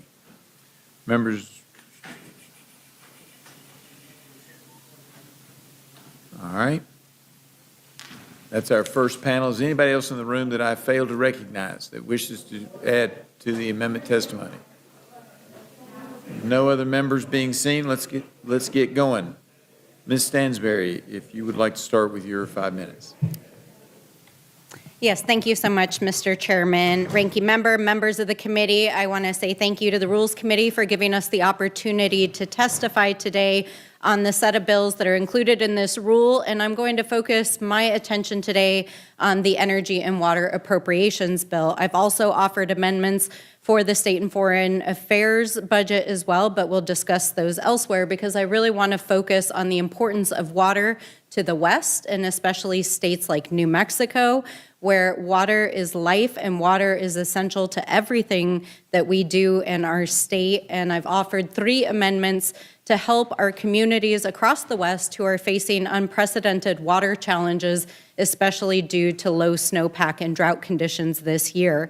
In particular, I have filed an amendment to restore funding in the budget for the Water Smart program. This program is essential to communities across the West for modernizing infrastructure, preparing from drought, and also to help our communities get through difficult times, and has been cut in this budget, and we would propose to restore that funding. I've also offered an amendment to provide additional funding to our tribes, in particular our New Mexico Pueblos, to address the water challenges and infrastructure needs they have around water. And finally, I filed an amendment to include my Water Data Act, which is a bipartisan bill that would transform the way that we manage water, not just in the West, but all across the United States. Now, I want to zoom out and talk about why these amendments are so critical. As a water resources professional, I've worked on water and drought management most of my career. And in New Mexico and across the West, we are experiencing some of the most challenging water years in recent memory. Across our state, drought conditions are continuing to intensify with rising temperatures, reduced precipitation, and particularly because we have seen the lowest snowpack in recorded history year after year over the last several years. But this is not simply a temporary drought condition. I want to make clear that what we are witnessing is a long-term shift in the baseline of conditions in the West water systems. Snowpack, which is our natural reservoir, is becoming increasingly variable. It's reduced the reliability of runoff, and it has changed the entire way in which we are going to have to manage water going forward. This means our farmers, our tribes, our acequias, our local governments, our states are being forced to make difficult decisions about how to stretch increasingly limited water supplies. And as we sit here today, the Rio Grande, which is the major river of our state, is dry. Now, as a child, it was very unusual for the river to go dry, but what we have seen is that this river has been dry now for weeks because of the low snowpack year. And that is why I cannot sit silently as we watch as the budget for one of the most essential water infrastructure programs in the West is being cut in this budget. And these challenges are not unique to New Mexico. They are not unique to the Rio Grande. We know that communities from the Southwest to the Great Plains and beyond are facing these challenges. And now is the time for Congress to step up and answer the call, to invest in water conservation, to modernize our aging infrastructure, to address drought preparedness, and to invest in the fundamental long-term changes in how we manage water so that our communities are able to be resilient in the face of drought and climate change. That is our responsibility as Congress. So I urge the adoption of these amendments. I ask for your support for these vital programs and ask for your support for our communities who are facing severe water challenges and the farmers, tribal communities, and local governments who are currently trying to figure out how they're going to get through this difficult year. And I thank you and yield back. I thank the gentlelady, and now Ms. Ramirez. Thank you, Chairman, and thank you, Ranking Member McGovern, for the opportunity to testify today. I often say that budgets are moral documents. They reflect our values, and they certainly reflect our priorities. For far too long, our appropriations have failed to demonstrate that, in fact, our priority are working people. What H.R. 8595, the National Security Department of State and Related Programs Appropriation Act, is telling us is that we live in a country that's addicted to war, competition, death, and destruction. with leaders who wage war because they believe in this whole strongman idea and peace through strength. And we've seen the effects of appropriations like HR 8595, because across the globe, our communities are confronting interconnected acts of violence. You're seeing cuts to services that Americans rely on. We're seeing mass detention and deportations. We're seeing attacks on human rights defenders. We're seeing a displacement of Puerto Ricans, the violent extraction of resources in Congo, the genocide of Palestinian people, and unlawful wars waged against Iran, against Cuba, Venezuela, and Lebanon, just to name a few. When our nation funds wars, when it defunds diplomacy and erodes our commitment to the international community, we fail to confront global crisis. And frankly, we all become complicit to those crises. And our colleagues on the right are doubling down, rolling back commitments around reproductive health care, LGBTQ rights, and climate change, cutting over $1 billion to the United Nations international bodies that hold war criminals accountable, decimating life-saving humanitarian aid, and gutting migration refugee assistance, and undermining domestic and international laws. What does that do to us? It makes us all less safe in the process. You see, true safety cannot be brought into our lives at the end of the barrel of a gun, by a bomb, or via the chokehold of suppression or oppression. True safety results when we build a world that's rooted in peace, that's strengthened through democracy and justice, and that's built on diplomacy and undeniable understanding of universal human rights. And that is a security our resources must advance.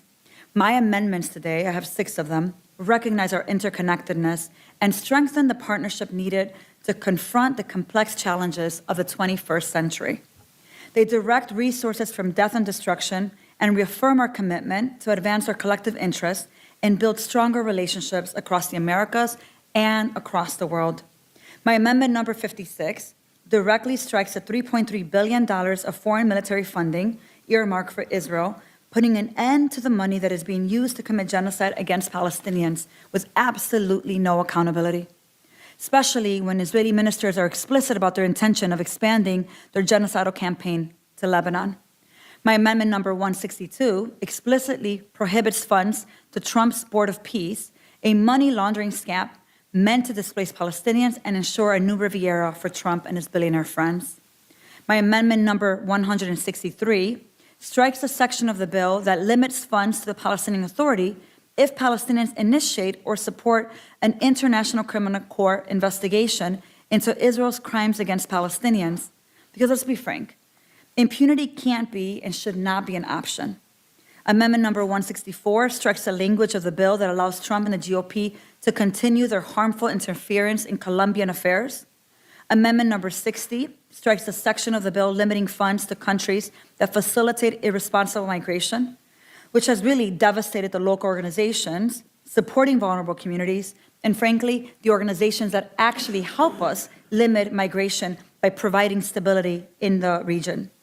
My amendment number 62 increases the available assistance to the Inter-American Foundation to $29 million, which in fact just restores the funding to what we had in 2026, so that we can continue to strengthen civil society and economic stability through the Americas. You see, these amendments ask us, what type of member, what type of country, and what type of world do we want to be? One that is obsessed with war, or one that is committed to peace? One that's perpetrating domination and cruelty, or one that is committed to dignity and compassion? One steeped in selfishness, or one committed to community? Look, my constituents have made it very clear. Our tax dollars must not be used to terrorize our communities at home or abroad. So my message today is very simple. There is another way. We can reimagine security. We can build another world, a world where our children, regardless of their race or origin or geography, can in fact thrive, and we can redirect our resources to do just that. With that, Chairman, I yield back in hopes that you will support my amendments. Thank you. Thank you very much. We appreciate your coming forward and testifying before us today, and this panel is now excused. Thank you. Oh, questions, sorry. About to get rid of all the questions. No questions for Mr. Jack? Mr. Langley, Mr. Norman? We don't have any questions? Sorry. Let me just say, I want to thank both of you for being here. I think you're two of the most thoughtful members in the House, and I support them. And I just want to say, you know, the humanitarian crisis in the Middle East continues to worsen, and I worry that we're not paying enough attention to it because there's so many other crises that are happening, thanks to the guy in the White House right now. But I appreciate you bringing those to our attention, and I hope all your amendments are made in order. And I yield back. Thank you.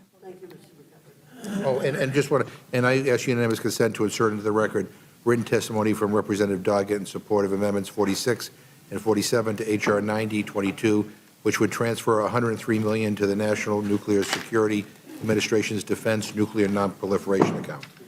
Without objection. Ms. Scanlon. Thank you, and I would just adopt the ranking member's remarks and also wanted to thank Ms. Stansberry for her longstanding expertise on the water issues because they really are important. So thank you. I'd just also like to express gratitude. I mean, it was disappointing to see that unlike last year, last fiscal year, where we had the appropriations really come together in a very bipartisan way and very much agree on many of their bills, we had so much more tension.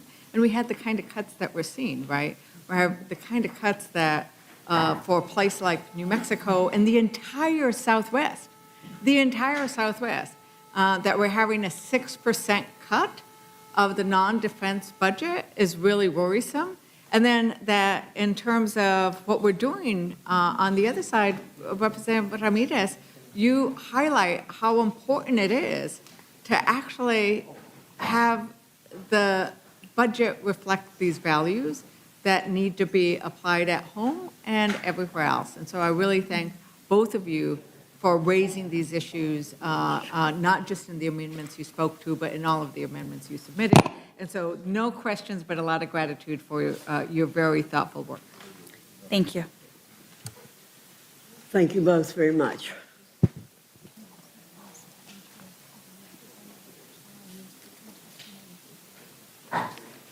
Oh, I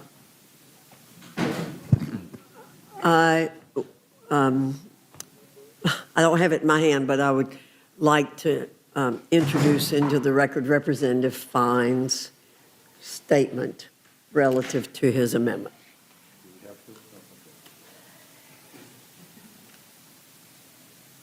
Without objection.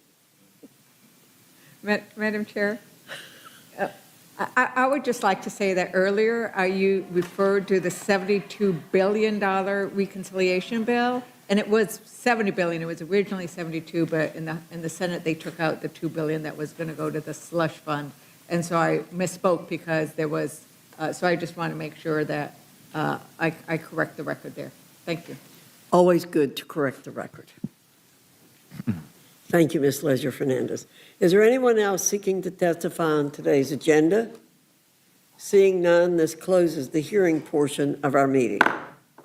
The chair will be in receipt of a motion from the gentleman from Georgia, Mr. Jack. Madam Chair, I move the committee grant H.R. 1181, the Protecting Privacy and Purchases Act, a closed rule. The rule waives all points of order against consideration of the bill. The rule provides that the amendment in the nature of a substitute recommended by the Committee on Financial Services now printed in the bill shall be considered as adopted, and the bill as amended shall be considered as read. The rule waives all points of order against provisions in the bill as amended. The rule provides 1 hour of general debate equally divided and controlled by the chair and ranking minority member of the Committee on Financial Services or their respective designees. The rule provides 1 motion to recommit. The rule further provides for consideration of H.R. 9022, the Energy and Water Development and Related Agencies Appropriations Act 2027, under a structured rule. The rule waives all points of order against consideration of the bill. The rule provides 1 hour of general debate equally divided and controlled by the chair and ranking minority member of the Committee on Appropriations or their respective designees. The rule provides that the bill shall be considered as read. The rule waives all points of order against provisions in the bill for failure to comply with Clause 2 of Rule 21. The rule makes in order only those amendments printed in Part A of the Rules Committee report, amendments en bloc described in Section 4, and pro forma amendments described in Section 5. Each amendment shall be considered only in the order printed in the report, may be offered only by a member designated in the report, shall be considered as read, shall be debatable for the time specified in the report, equally divided and controlled by the proponent, and an opponent shall not be subject to amendment except as provided by Section 5 of the rule and shall not be subject to a demand for division of the question. The rule waives all points of order against the amendments printed in Part A of the Rules Committee report or amendments en bloc described in Section 4 of the rule. The rule provides that the chair of the Committee on Appropriations or his designee may offer amendments en bloc consisting of amendments printed in Part A of the Rules Committee report not earlier disposed of. Amendments en bloc shall be considered as read, shall be debatable for 20 minutes, equally divided and controlled by the chair and ranking minority member of the Committee on Appropriations or their respective designees, shall not be subject to amendment except as provided by Section 5 of the rule, and shall not be subject to demand for division of the question. The rule provides that the chair and ranking minority member of the Committee on Appropriations or their respective designees may offer up to 10 pro forma amendments each at any point for the purpose of debate. The rule provides one motion to recommit. The rule further provides for consideration of H.R. 8595, the National Security Department of State and Related Programs Appropriations Act 2027 under a structured rule. The rule waives all points of order against consideration of the bill. The rule provides 1 hour of general debate equally divided and controlled by the chair and ranking minority member of the Committee on Appropriations or their respective designees. The rule provides that the bill shall be considered as read. The rule waives all points of order against provisions in the bill for failure to comply with Clause 2 or Clause 5A of Rule 21. The rule makes in order only those amendments printed in Part B of the Rules Committee report, amendments en bloc described in Section 9, and pro forma amendments described in Section 10. Each amendment shall be considered only in the order printed in the report, may be offered only by a member designated in the report, shall be considered as read, shall be debatable for the time specified in the report, equally divided and controlled by the proponent and an opponent, shall not be subject to an amendment except as provided by Section 10 of the rule, and shall not be subject to a demand for division of the question. The rule waives all points of order against the amendments printed in Part B of the Rules Committee report or amendments en bloc described in Section 9 of the rule. The rule provides that the chair of the Committee on Appropriations or his designee may offer amendments en bloc consisting of amendments printed in Part B of the Rules Committee report not earlier disposed of. Amendments en bloc shall be considered as read, shall be debatable for 20 minutes, equally divided and controlled by the chair and ranking minority member of the Committee on Appropriations or their respective designees, shall not be subject to the amendment except as provided by Section 10 of the rule, and shall not be subject to a demand for division of the question. The rule provides that the chair and ranking minority member of the Committee on Appropriations or their respective designees may offer up to 10 pro forma amendments each at any point for the purpose of debate. The rule provides one motion to recommit. The rule further provides for consideration of H.R. 9237, the Take Care of America's Veterans Act, under a closed rule. The rule waives all points of order against consideration of the bill. The rule provides that the amendment printed in Part C of the Rules Committee report shall be considered as adopted, and the bill as amended shall be considered as read. The rule waives all points of order against provisions in the bill as amended. The rule provides 1 hour of general debate equally divided and controlled by the chair and ranking minority member of the Committee on Veterans Affairs or the respective designees. Finally, the rule provides one motion to recommit. Thank you, Mr. Jack. You've now heard the motion from the gentleman from Georgia. Is there any discussion or amendment to the rule? Madam Chair. Mr. McGovern. Yeah, well, first of all, I want to note for the record there were 2 additional closed rules contained in this big rule, which brings the total, the majority's total up to 154 closed rules this session, which is, again, breaks every record in the book. And of the amendments that are being made in order today, I just want the record to reflect that you're blocking the majority of bipartisan amendments, you're blocking over 90% of Democratic amendments, and you're blocking 44% of Republican amendments. And having said that, I have an amendment to the rule. I move the committee make an order amendment number 2 to H.R. 1181, offered by Representative Pedersen, which would strike the language that would preempt state and local laws governing the assignment, use, or disclosure of merchant category codes associated with firearms-related retailers. And Republicans love to talk about states' rights when it's convenient for them, but you all have repeatedly tried to pass laws this Congress to preempt existing state laws.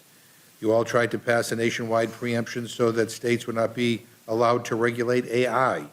You tried to pass a nationwide preemption to block states from having laws to protect college athletes. And now you're trying to preempt states like Colorado that want to be able to use credit card codes to crack down on illegal gun rings and possibly stop mass shooters. So I urge a yes vote on my motion, and I yield back. Anyone else? Any further discussion on Mr. McGovern's amendment? Hearing none, The question is on the amendment. All those in favor signify by saying aye. Aye. Those opposed, no. No. In the opinion of the chair, the noes have it. The amendment's not agreed Ask for a to. roll call, Madam Chair. Mr. McGovern requests a roll call. The clerk will call the roll. Mrs. Fishbach? Mrs. Fishbach, no. Mr. Norman? Mr. Norman, no. Mr. Roy? Mrs. Houchin? Mrs. Houchin, no. Mr. Langworthy? Mr. Langworthy, no. Mr. Scott? Mr. Scott, no. Mr. Griffith? Mr. Griffith, no. Mr. Jack? Mr. Jack, no. Mr. McGovern? Aye. Mr. McGovern, aye. Ms. Scallon? Ms. Scallon, aye. Mr. Neguse? Mr. Neguse, aye. Ms. Ledger Fernandez? Ms. Ledger Fernandez, aye. Madam Chair? No. Madam Chair, no. Clerk will report the total. 4 yeas, 8 nays. The noes have it. The amendment's not agreed to. Any other amendment or discussion? Madam Chair, I have an amendment to the rule. I move the committee make and order amendment number 4 to H.R. 9237, offered by Ranking Member Takano, which would strike the entire text and replace it with the text of the Major Richard Starr Act, using Department of Defense funds from the Republicans' One Big Beautiful Act as the offset. Madam Chair, last July, Republicans voted to give the military more than $150 billion without any offsets. The DOD still has over $100 billion unspent. And instead of cutting benefits for veterans within the tinnitus or sleep apnea, or raising fees on VA home loans, which your proposal would do, this amendment would cut the bloated DOD budget by $13 billion in order to fully pay for the Major Richard Starr Act. Republicans seem obsessed with making sure there's an offset in this bill.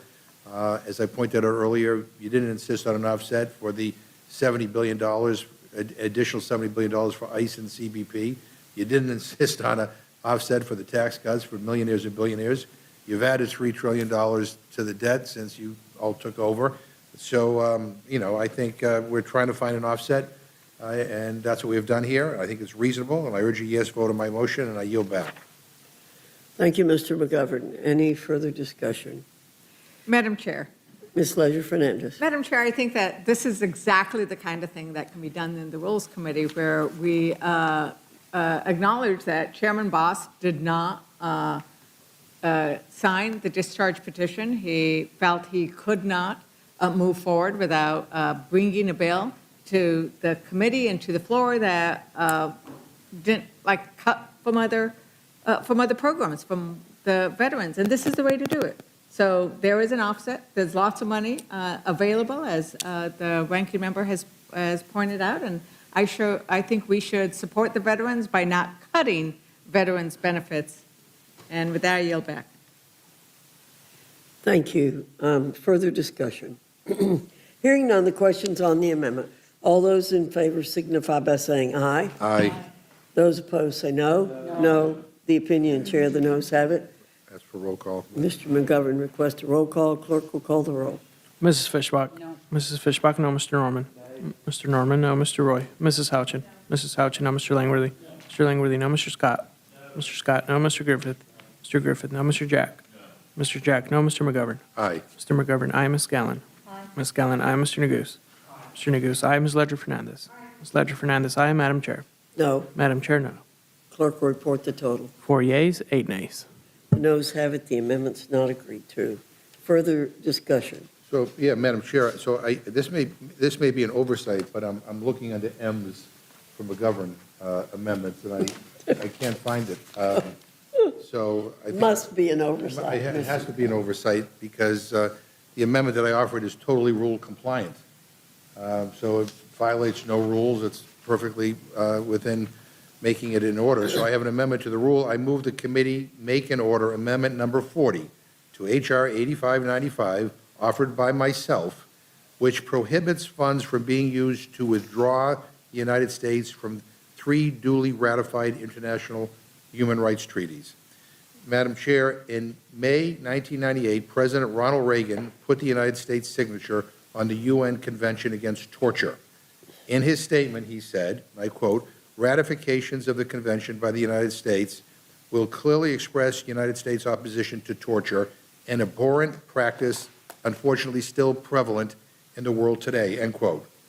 Thanks to the implementing legislation of this convention, torture is illegal in the United States. The convention helps our foreign policy. In February last year, Secretary Rubio condemned the government of Thailand for sending Uyghurs back to China where they could be tortured. This convention is what gave legal force to Secretary Rubio's statement. International human rights treaties help Americans safeguard their own basic rights. The International Covenant on Civil and Political Rights enhances our First Amendment rights on free speech, religious freedom, and freedom of the press. It protects Americans when they travel and live in other countries. International Convention on the Elimination of All Forms of Racial Discrimination helps Americans defend their civil rights. It gives international sanction to the core idea in our Declaration of Independence that all men are created equal. And under Executive Order 14199, the State Department is reviewing whether to recommend to the President that the United States withdraw from any conventions or treaties. It would be disastrous to withdraw from the international human rights treaties it is party to. It would send a signal to the world that we are on the side of the dictators and the thugs who repress human rights rather than those who seek to defend them. It would deny a tool for Americans to assert their own rights. Most of us, both parties, have co-sponsored legislation or signed letters about human rights cases or conditions in other countries. Withdrawal would cut the legs out from under those efforts. So I believe unilateral withdrawal would be illegal. The Senate would need to vote to give its approval. My amendment simply says that no funds under the bill can be used to withdraw from any of these treaties. I ask that it be made in order. The only reason why I think it's not being made in order is because the chairman probably thinks it's going to pass. But the idea that this is even controversial, is not only stunning, but chilling. And I would urge us to correct the omission and make this amendment in order. And I yield back my time. Thank you, Mr. McGovern. I recognize myself. Mr. McGovern, there are a lot of people who are opposed to your amendment. That amendment does not advance civil rights or anti-torture protections. It locks the U.S. into treaty regimes that are vehicles for overreach and ideological abuse. Let's start with the facts. Torture is already a federal crime in the United States. Racial discrimination is already prohibited by core U.S. law. Title VI already prohibits discrimination in programs receiving federal financial assistance, and Title VII already prohibits employment discrimination. You said that we need these treaties to have legal force for Mr. Rubio's statement. No, Mr. Rubio's statement is a moral statement, ought to be able to stand by itself. Concerns with your amendment are not opposition to civil rights or anti-torture protection. It's opposition to locking the United States into treaty regimes that are vehicles for overreach and ideological abuse. Frankly, there are many of us who would get the United States out of the UN altogether, let alone not being signed on to most of these treaties. Congress should not lock the United States into those dynamics through an appropriations rider. This is not the appropriate place to do that. So the UN is basically a feckless organization. And again, in my opinion, and I think the opinion of many, many people in this body and in the United States, would get us out of the United Nations. The interpretation by the UN Human Rights Committee that treaties can't be withdrawn from at all is an overreach, which should give us every right not to be supporting these. Ms. Scanlon? Yes, thank you. I would have to vehemently disagree, and I think it's one of the reasons why the amendment deserves a vote. But I think the main point here is that it's not just about our domestic law, it's about whether we participate in the rule of law of nations. And that's why it is important to engage in treaties, important to engage in the UN. And while some, including this administration, think we should go it alone, I think many of us disagree, and I would yield time to Mr. McGovern if he wishes it. Yeah, I mean, the idea that the administration can unilaterally withdraw from treaties that were voted for by the United States Senate, again, I question the legality of all of that, but the idea that somehow we think that the UN Convention Against Torture that President Reagan signed us onto is somehow signs us onto some sort of ideological, course that goes against our values. I mean, I don't know, torture is torture. Torture is wrong. Right, and it's is a wrong. federal And crime in the United And the States. idea is that if we withdraw from that treaty, our standing in the world in terms of condemning torture becomes less effective and basically non-existent. I said this earlier, I'm going to say it again because I want everyone to hear this. When Donald Trump went to China, I expected him to raise the issue of human rights front and center. I expected him to call for the release of all the political prisoners, to talk about Jimmy Lai, to talk about the genocide against the Uyghurs, and to talk about the persecution of Tibetans. We got none of that. We got none of that. And none of that. And in too many instances, we are looking the other way when countries are torturing and abusing their own people. So the idea that somehow joining together with the world community in condemning human rights atrocities, that somehow that's a bad thing, or that we should be able to unilaterally withdraw without even, a vote by Congress or the Senate. I mean, I just find this stunning. I will tell you this, and I say this sincerely. Our standing in the world is being diminished because we were walking away from a commitment to human rights. Everything is transactional. It's about money. It's about oil. It's about a deal. It's about that. And we are losing our credibility on this issue. I think that jeopardizes our national security. If we stand for anything, we need to stand out loud and foursquare for human rights in this country. The idea that we are walking away from this, and not only walking away, in some cases deliberately turning a blind eye to the mistreatment of innocent civilians, we are no longer being regarded as a defender of human rights, but as an abuser of human rights. And so I think maybe one of the reasons, as I said, that this is being blocked is because you're afraid it may pass on the floor.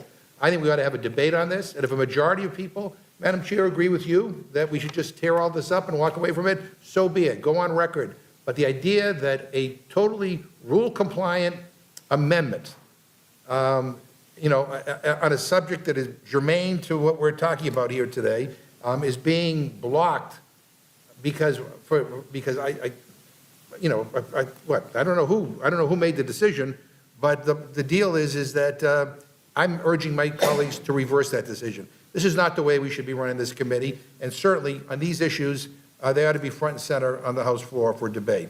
I thank the gentlelady, and I yield back to her. Well, I would agree with that, and not only should they be front and center in this committee, they should be front and center in this Congress and for this country. I think it goes beyond what you said, that this administration is turning a blind eye to torture. In some cases, this administration has purchased it from other countries, such as when we send innocent people to El Salvador to be in a gulag down there where there is known torture occurring.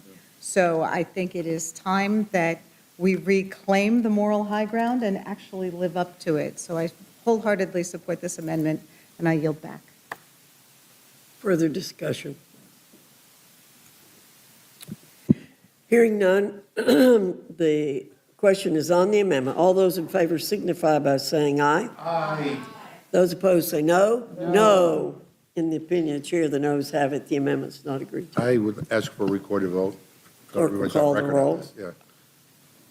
Clerk will call the roll. Mrs. Fishbach? No. Mrs. Fishbach, no. Mr. Norman? No. Mr. Norman, no. Mr. Roy? Mrs. Houchin? Mrs. Houchin, no. Mr. Langworthy? Mr. Langworthy, no. Mr. Scott? Mr. Scott, no. Mr. Griffith? Mr. Griffith, no. Mr. Jack? Mr. Jack, no. Mr. McGovern? Aye. Mr. McGovern, aye. Ms. Scanlon? Ms. Scanlon, aye. Mr. Neguse? Mr. Neguse, aye. Ms. Ledger Fernandez? Ms. Ledger Fernandez, aye. Madam Chair? Oh, no. Madam Chair, no. The clerk will report the total. 4 yeas, 8 nays. The amendment's not Well agreed said. to. Are there other amendments or discussion? Yes. Ms. Scanlon? Madam Chair, and I have an amendment to the rule. I move the committee make in order Amendment 87 to H.R. 8595, offered by Representative Jayapal, which repeals the anti-equality provisions in that bill. Once again, our colleagues are using an appropriations bill to score political points by targeting some of the most vulnerable people in the world.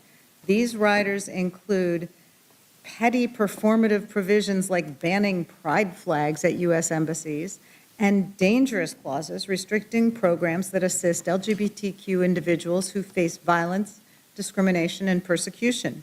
In dozens of countries that criminalize same-sex relationships, people can face life imprisonment or even the death penalty because of who they are or who they love.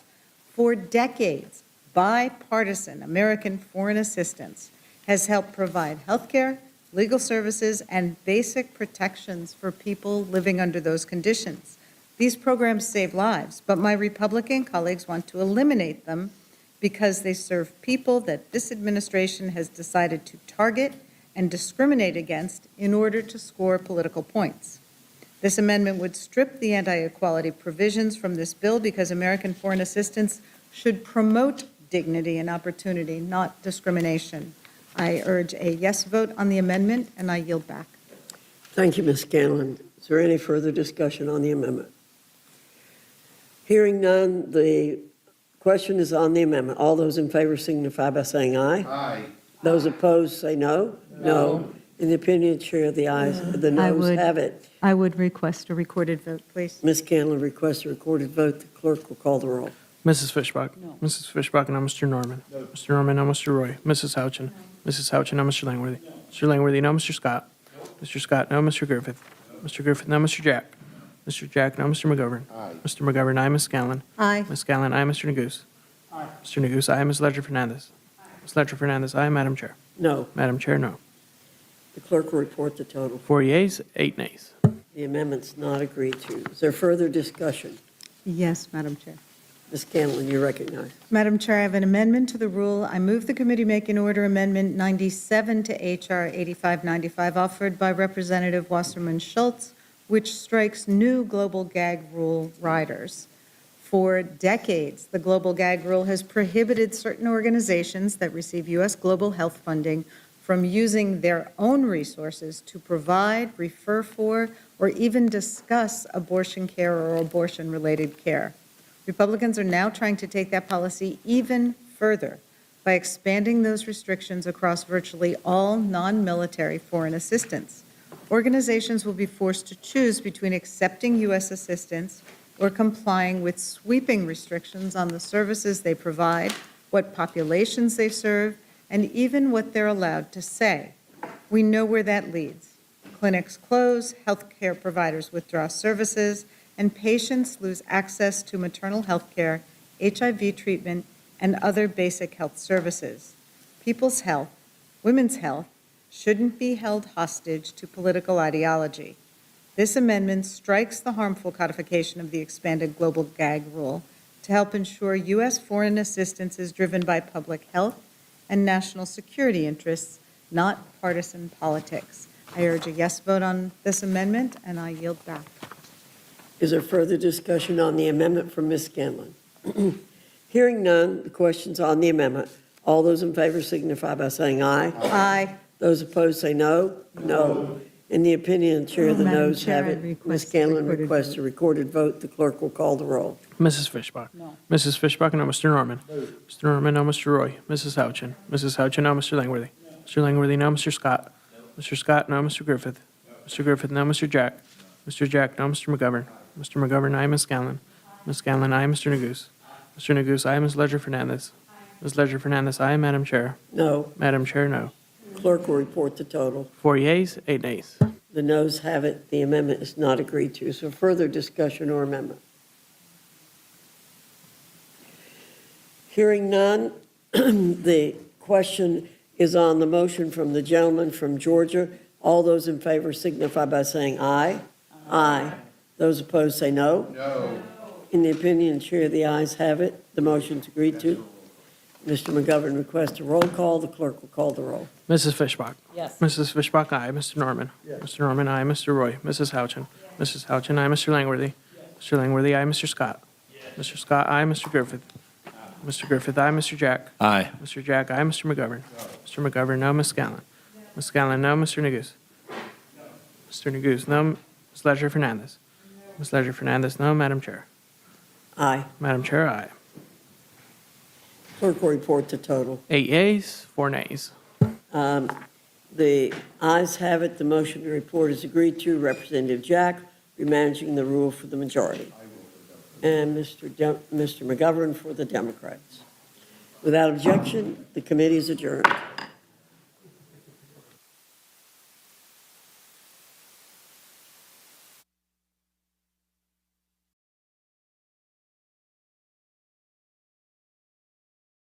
Supreme Court has delivered a monumental victory for the Constitution, the separation of powers, and the rule of law in striking down the excessive use of nationwide injunctions to interfere with the normal functioning of the executive branch.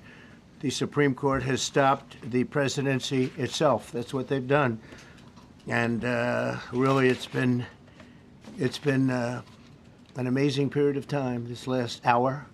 There are people elated all over the country. I've seen such happiness and spirit. Sometimes you don't see that, but this case is very important. I was elected on a historic mandate, but in recent months we've seen a handful of radical left judges effectively try to overrule the rightful powers of the president to stop the American people from getting the policies that they voted for in record numbers. It was a grave threat to democracy, frankly, and instead of merely ruling on the immediate cases before them, these judges have attempted to dictate the law for the entire nation.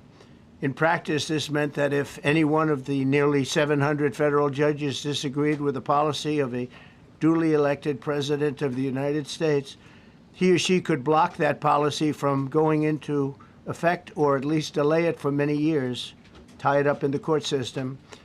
This was a colossal abuse of power which never occurred in American history prior to recent decades, and we've been hit with more nationwide injunctions than were issued in the entire 20th century together. Think of it, more than the entire 20th century, me. I'm grateful to the Supreme Court for stepping in and solving this very, very big and complex problem, and they've made it very simple. I want to thank Justice Barrett, who wrote the opinion brilliantly, as well as Chief Justice Roberts, and Justices Alito, Gorsuch, Kavanaugh, and Thomas. Great people. Thanks for this decision, and thanks to this decision, we can now promptly file to proceed with numerous policies that have been wrongly enjoined on a nationwide basis. And some of the cases we're talking about would be